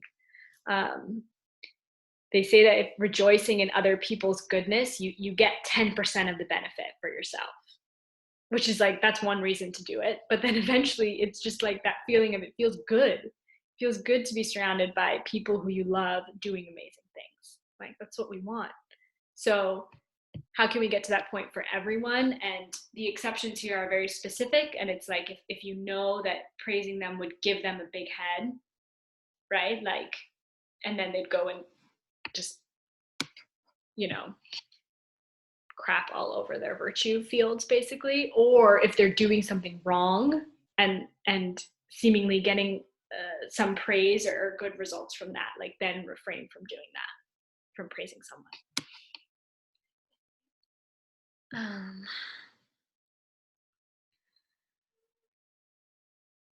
Okay. Oh, this is the one I was talking about. When I have to remember to include myself in for the sake of all beings. So failing to cut off a person when necessary. So like literally what this means is like you see someone and cut off means like you chastise them or you punish them or you try to like explain to them clearly like, hey, what you're doing isn't cool kind of thing. And they say that other person has to understand like that sort of rift. Like they have to understand what you're trying to say. But if you're doing it out of an affliction or laziness, then you're breaking the vow. Like if you're not doing it out of total compassion. But the other way to work with this vow that was shared, not in Je Tsongkapa's commentary, but in just like class commentary that I've heard, is doing this to yourself as well, or doing it to that part of yourself that you see as normal. Like that part of yourself that you see as just studying this stuff, but then going back to some habit or not being good enough, or not being special enough or something to actually do these things. I think about this vow there of like, it's actually necessary to cut that part of ourselves off, and develop some sort of confidence in who you're becoming by doing these things. It's not normal to be spending a few hours every Tuesday evening studying how to become this thing called a bodhisattva. Like it's not. So how much are you celebrating that, rejoicing in that, watering those seeds in your mind and cutting off that voice that tells you you're not good enough? That's one way to work with this vow. 46. Oh, this is great. I love when this one pops up on our little vow checker and you're like, okay, have I failed to use my supernatural powers when necessary? So some explanation for this one. Okay. First, what are these supernatural powers that this vow is referring to? So you might have heard of them as like siddhis, siddhis, like being able to perform a spiritual miracle, right? Like walk on water, cure someone by touching their head, or things you read about, things like those types of spiritual miracles, siddhis, supernatural powers.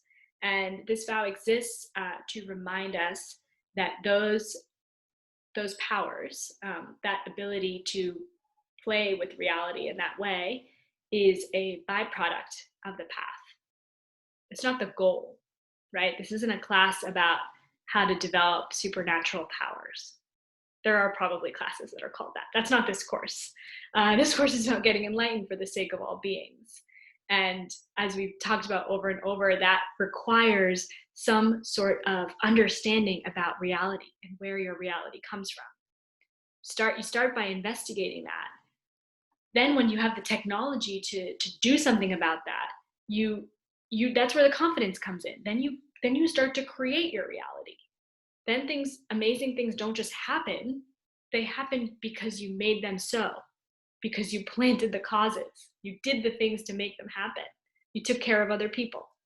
So things are going to start to happen in your reality. You have this pliancy over the way things actually work.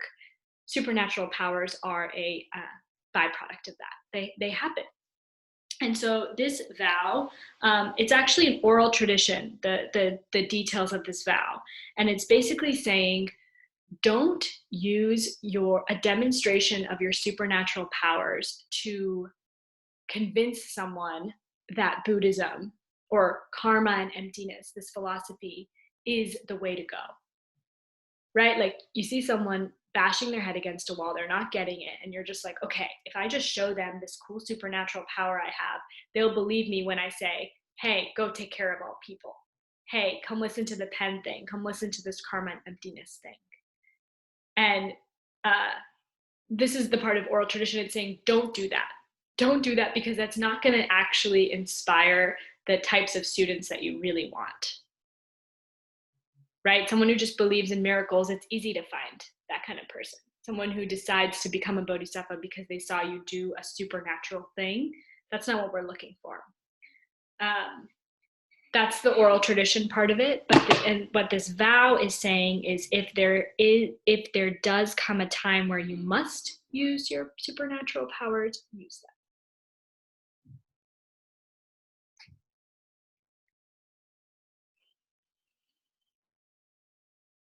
Yeah. Can you give an example of a proper time? I'm trying to think of one that I've heard and not just make one up. Like, if you're with someone at their time of death.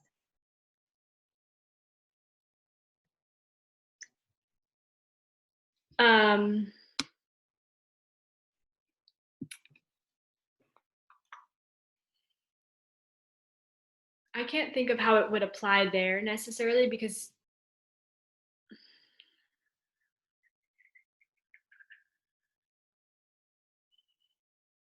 I'm trying to think. What's cool about this one is the idea is that you don't have to use them. Like that's what the vow is. Like that's what that oral tradition part of the vow is, right? Of like, just don't show them. Don't use that. Keep it as this internal secret power that you've developed, because that's not going to actually help anyone's mind. I'm trying to think of, is Emmett still on this call? I feel like he's not. Bummer. Let me try to think and get back to you here. It's hard to think of one. I think of Supriya is like not saying that you've seen emptiness directly. And I think when you have that experience, you have the experience of being able to read other people's minds. Cool. Yeah. That's one thing that I think of that's kind of supernatural. Yeah. Oh, cool. That's awesome. Yeah, let's go there. So they say that, yeah, with that peak realization, you get like 24 hours of essentially superpowers. One of them is you're able to read other people's minds, which actually it gives you more compassion, because you see what a mess other people's minds are. Like you see how much we're a slave to our own mental afflictions all the time. But you actually you can read people's thoughts. You can see the day of your enlightenment and the lifetimes it'll take to get there. So I guess revealing one of those would be like a supernatural power, to Jeremy's point, which I think, yeah, that would be an example of this. So should you go around sharing that experience with people, right? Being like, hey, look at me, this thing happened to me, and I had this power, and I had these results. in order to inspire them to take on the Bodhisattva way of life, for example, right? Like what this vow is saying is don't do that. But in some case, I guess, I think the extraordinary case that I could think of here would be a student you are working with who you know very well, who you trust, who you have that completely symbiotic relationship with, and you need to give them that push to keep going.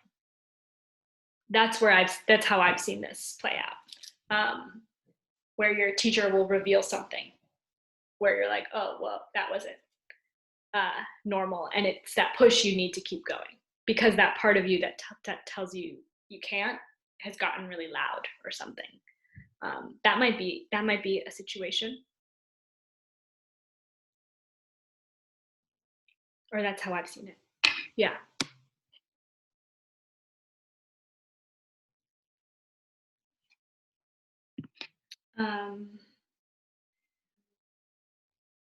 Okay. We have 15 minutes. We have 14 minutes now. So those are technically all of the Bodhisattva vows, all 46 of them. But there are actually some more. We're gonna go over them now, and I promise that's it. I promise it's what's in this class, that there's no more than that. But I'm gonna go over them. They are like little addendums to the Bodhisattva vows, right? And we'll go through them faster. But these are basically the et ceteras. They are a part of your Bodhisattva vows, and they are here specifically like daggers stuck in the wish for enlightenment. It's like, right, it's like that little sprout you have, that little bit of goodness of like, okay, I'm gonna do it. These are the things that would wipe out that sprout. So there's a few. There's how many? There's 7, but we'll go through it quickly. So, and they all have the flavor. I don't know. It's like, I feel like this is just the, it's like what, I can't think of a metaphor, but like, just to cover all your bases, you know, like we've gone through the list of 46 and they're like, just in case there's any other thing that you think you might be able to get away with, like remember these 2. So failing to support those who deserve it, failing to let go of anger when someone hurts you. This one is subtle, discriminating between people. And this isn't like the blatant discrimination of like racism or something, which is definitely non-bodhisattva-like. That's implied. This is even more subtle. This is the for no reason at all, you're walking down the street, right? Or you see that person in the subway and you're like, oh yeah, I like them. I'd be friends with them. Versus another one, like, no, they're not for me. It's that subtle impulse that we have, checking that, discriminating between people. That's what I think is cool about being in social isolation, because like so many times these, like I'm in New York, I do miss practicing in New York, but there was definitely a version of me that was walking around New York where this was the primary thing on my mind, right? Just judging the people that I saw all the time. Like, you're in my way, you're gonna help me get what I want, you're cute, you're not. Like, that was it. It was that mental narrative. And getting to, or being forced to actually be alone and then yearn for other people, you start to get to realize, oh, I was seeing them I was seeing them wrong. They're not who I think they are. Otherwise I wouldn't be feeling so lonely all by myself. And it just working with people, it's the essence of the practice. It's so beautiful. It's not separate from working with your own mind. Because where do people come from? Where do your projections of people come from?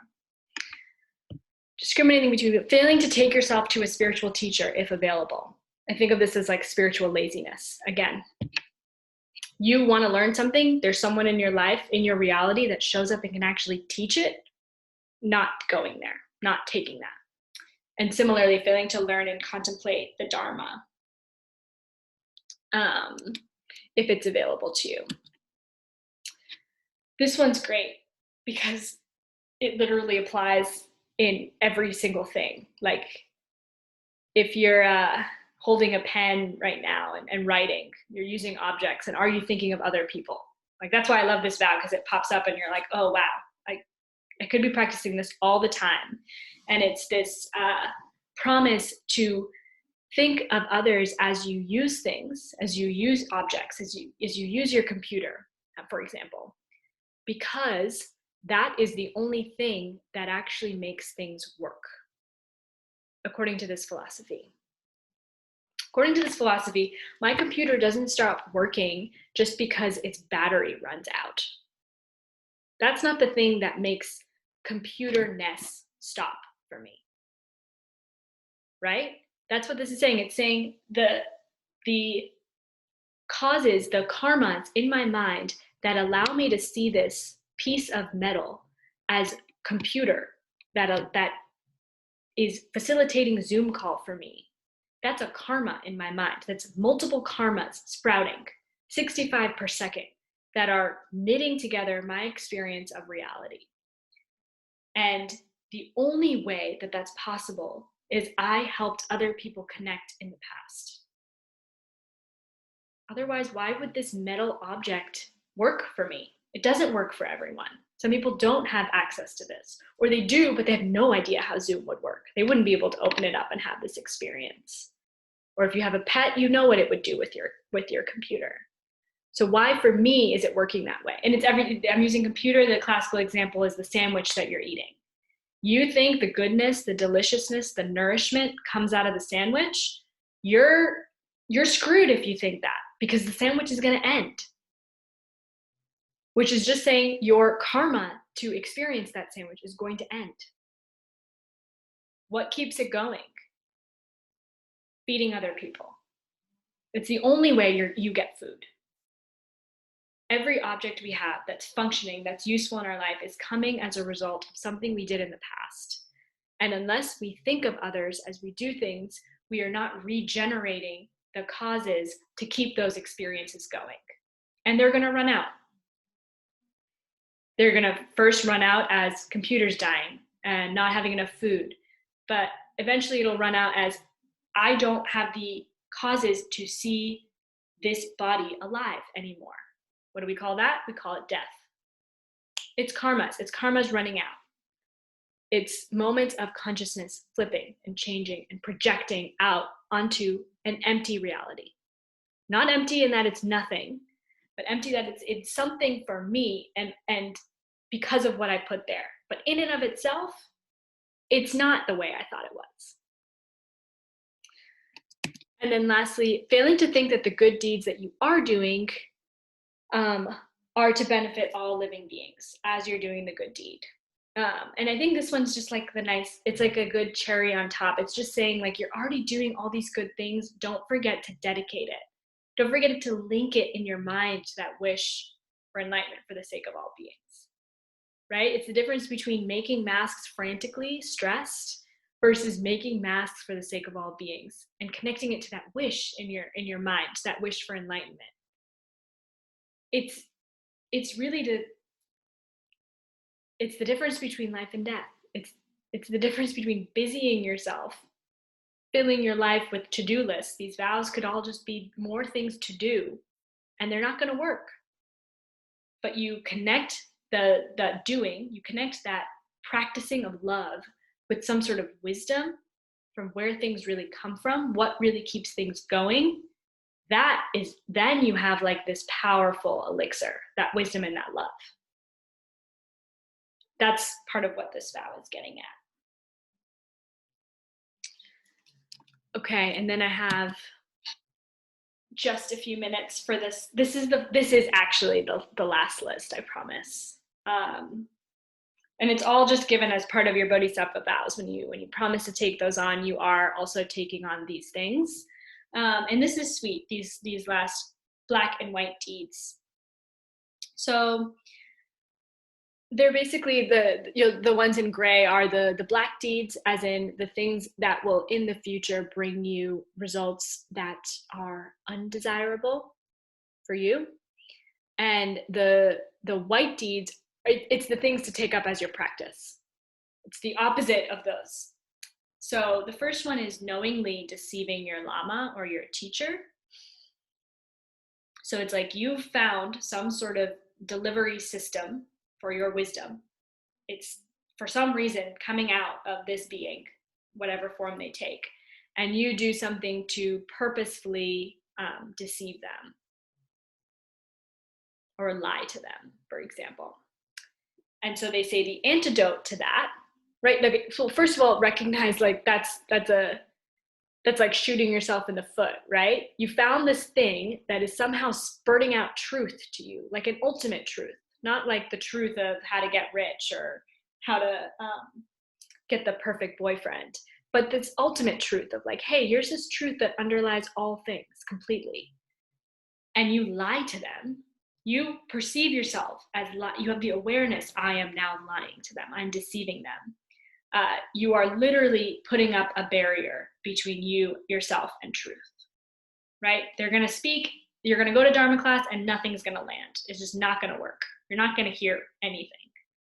So the antidote to that is never speak a lie to another being, even in jest. Related to the non-virtue, right, of speaking truthfully. The second black deed is getting someone to regret something virtuous they have done. This is generally specifically given to like, or the example is, you know, someone took vows and you get them to regret what they did. Like, oh, that thing you did, you know, taking Bodhisattva vows, getting on one knee and invoking Buddhas and promising to live your life for the sake of all beings. Like that's silly. You shouldn't have done that. It's not gonna work for you. Try having a motivation to actually do that would be the second black deed. And the antidote is try to get people to practice the Bodhisattva ideal. And this doesn't mean going around like proselytizing Bodhisattvahood, right? The best way to do this is to do it without ever using the words Buddhahood, Bodhisattva, Buddhism. Like, don't use that stuff. Use the stuff that's going to connect with people. This is those sneaky times you're trying to bring other people's minds to goodness in the way that will work for them.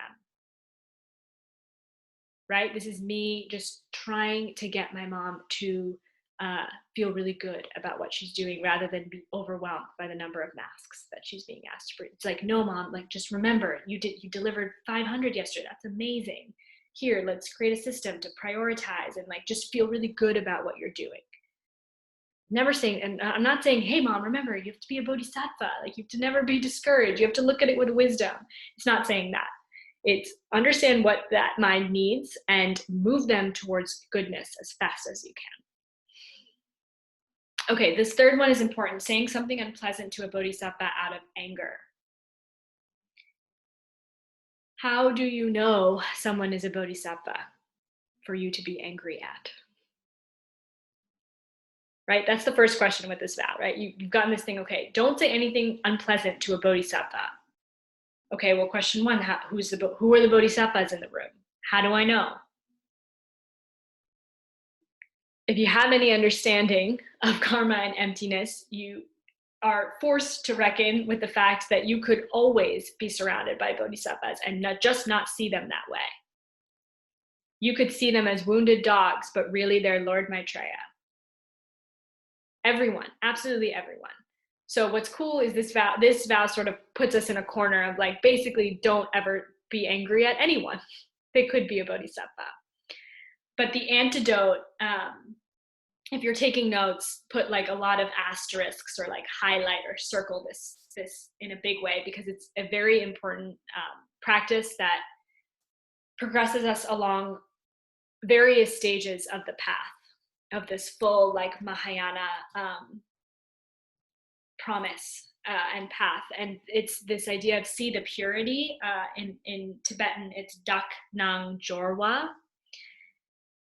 And what that means, see the purity, is it's this, it's like the opposite of paranoia.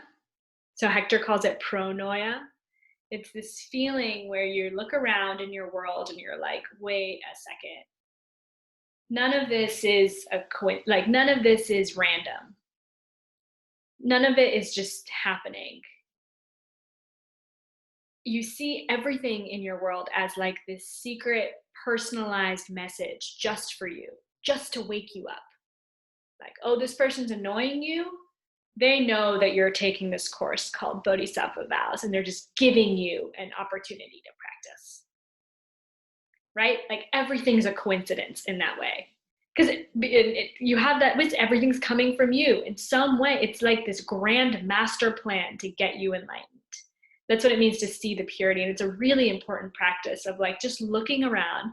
It's that thing of maybe everyone's already enlightened and I just don't see them that way. Maybe maybe all the wounded dogs are really just Lord Maitreyas, and there's something in my mind blocking me from that. And you go around the world with that sort of pronoia, opposite of paranoia. It's a really beautiful practice because it changes the way you operate in your world, which then changes the way your world appears to you. And then finally, to be devious or deceitful,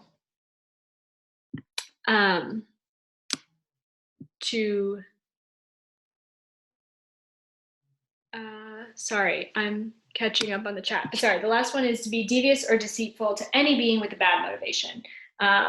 Basically, do the opposite of that. Be totally honest and straightforward with every being you meet. And you have to catch yourself on this. It's the subtle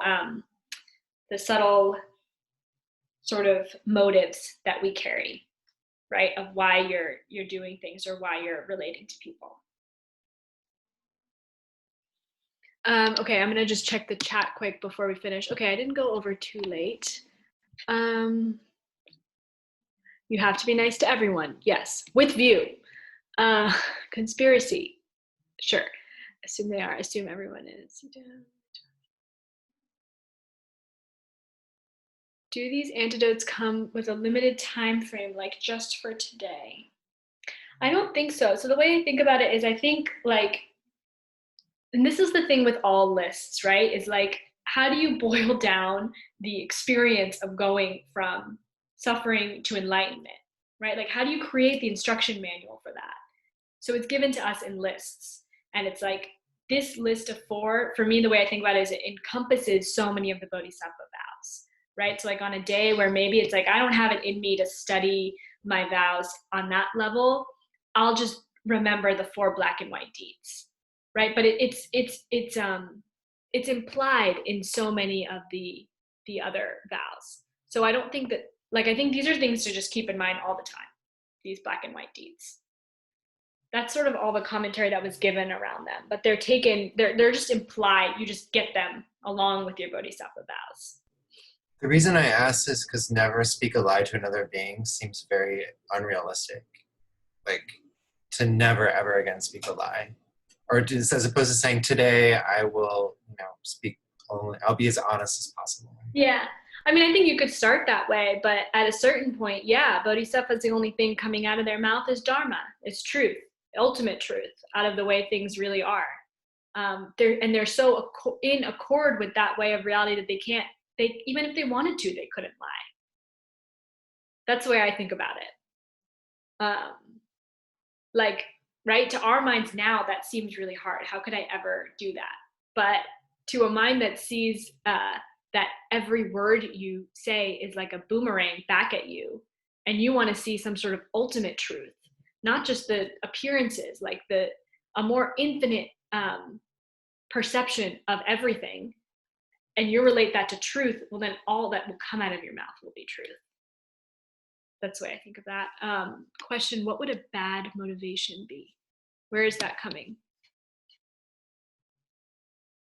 Devious with any, bad motivation, just keyword for mental affliction, right? Bad motivation, your states of mind is, I want to hurt you, or I'm angry, or I'm jealous. A good motivation, the way I would think about that is those like extraordinary circumstances that we talked about, right? There are stories of enlightened beings being devious or deceitful, but only out of total compassion, right? Only because they know with certainty that that's the only way I could get through to this being. And they're willing to eat the result, because there will be a result for being deceitful or devious, right? And so they're saying, I'm willing to take that on because I've I've done the cost benefit analysis in my mind, and that's the thing that's going to help this person the most. So the motivation is pure, it's love. Does that make sense? For those asking.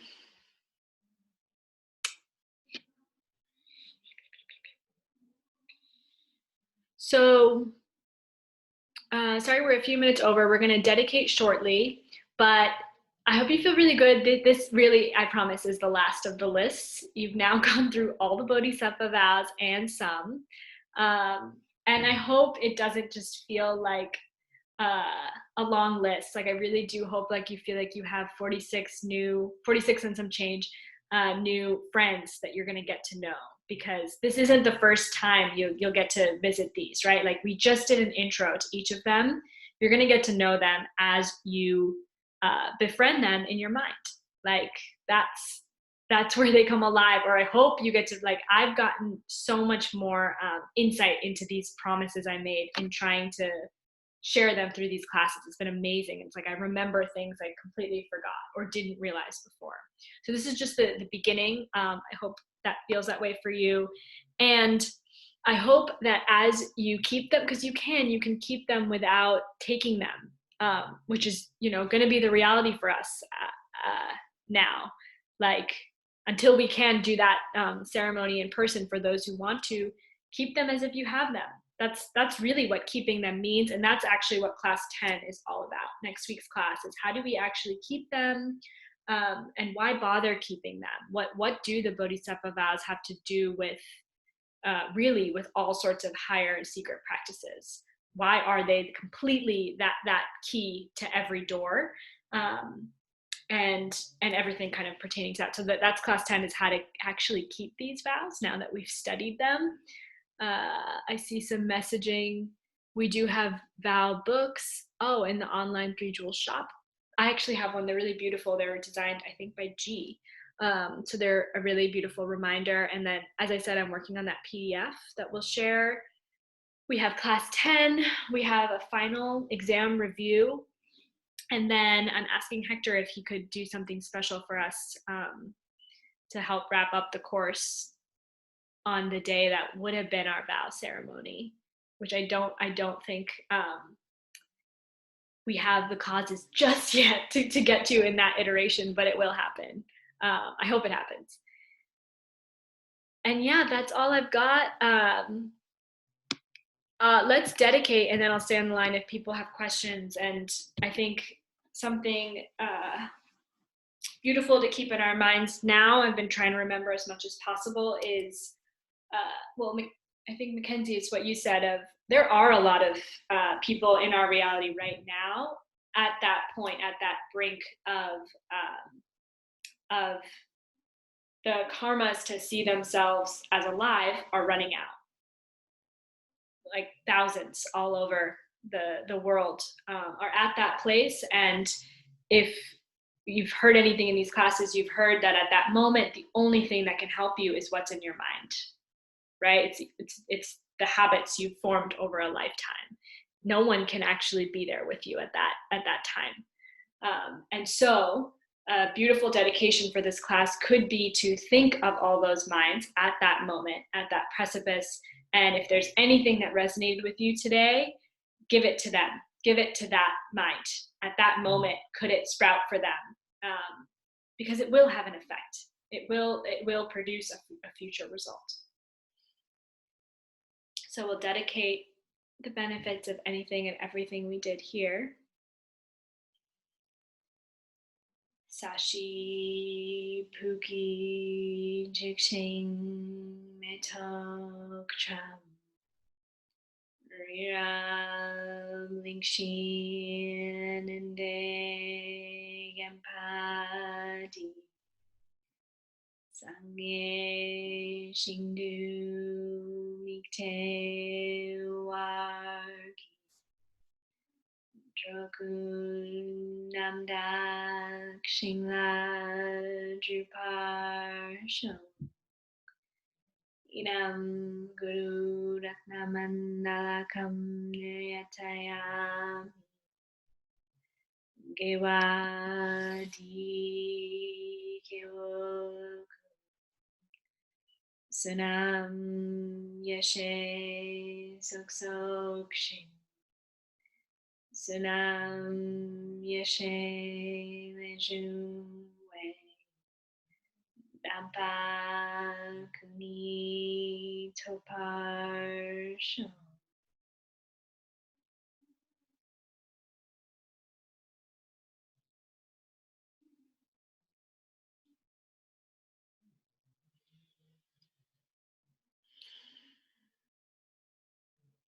Thanks all. That felt like a little bit of a marathon. I'm grateful for you all sticking through and pretending like you don't already know all of these things very well. I'll stick around if people want to chat or have any questions, and hope to see you next week. Bye to those who need to leave. Hope to see you next week for our last kind of content class, but there'll be more. Bye-bye. Bye, Suzanne. Bye, everyone. Bye, Katie. Bye, Mac. Thank you, Supriya. Bye. Bye, Sarah. See you soon. Supriya, when you were talking about your Instagram for being on your phone and it keeps track of the amount of hours that you spend on your phone, and then it's like, I wish my meditation cushion.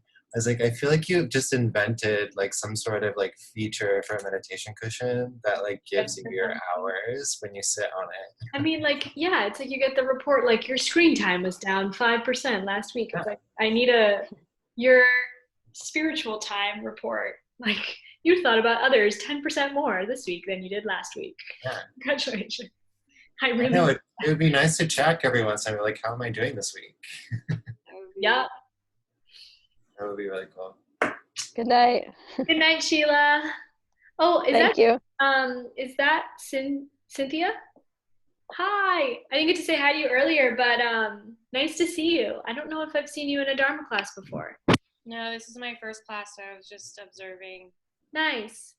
Thank you.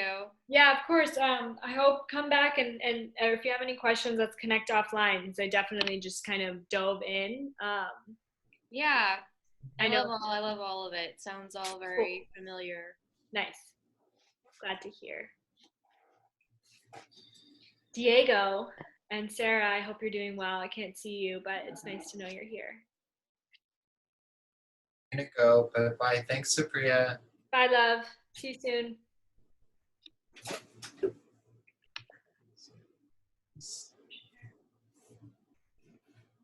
Okay. I'm going to sign out. Bye, all. See you. Take care.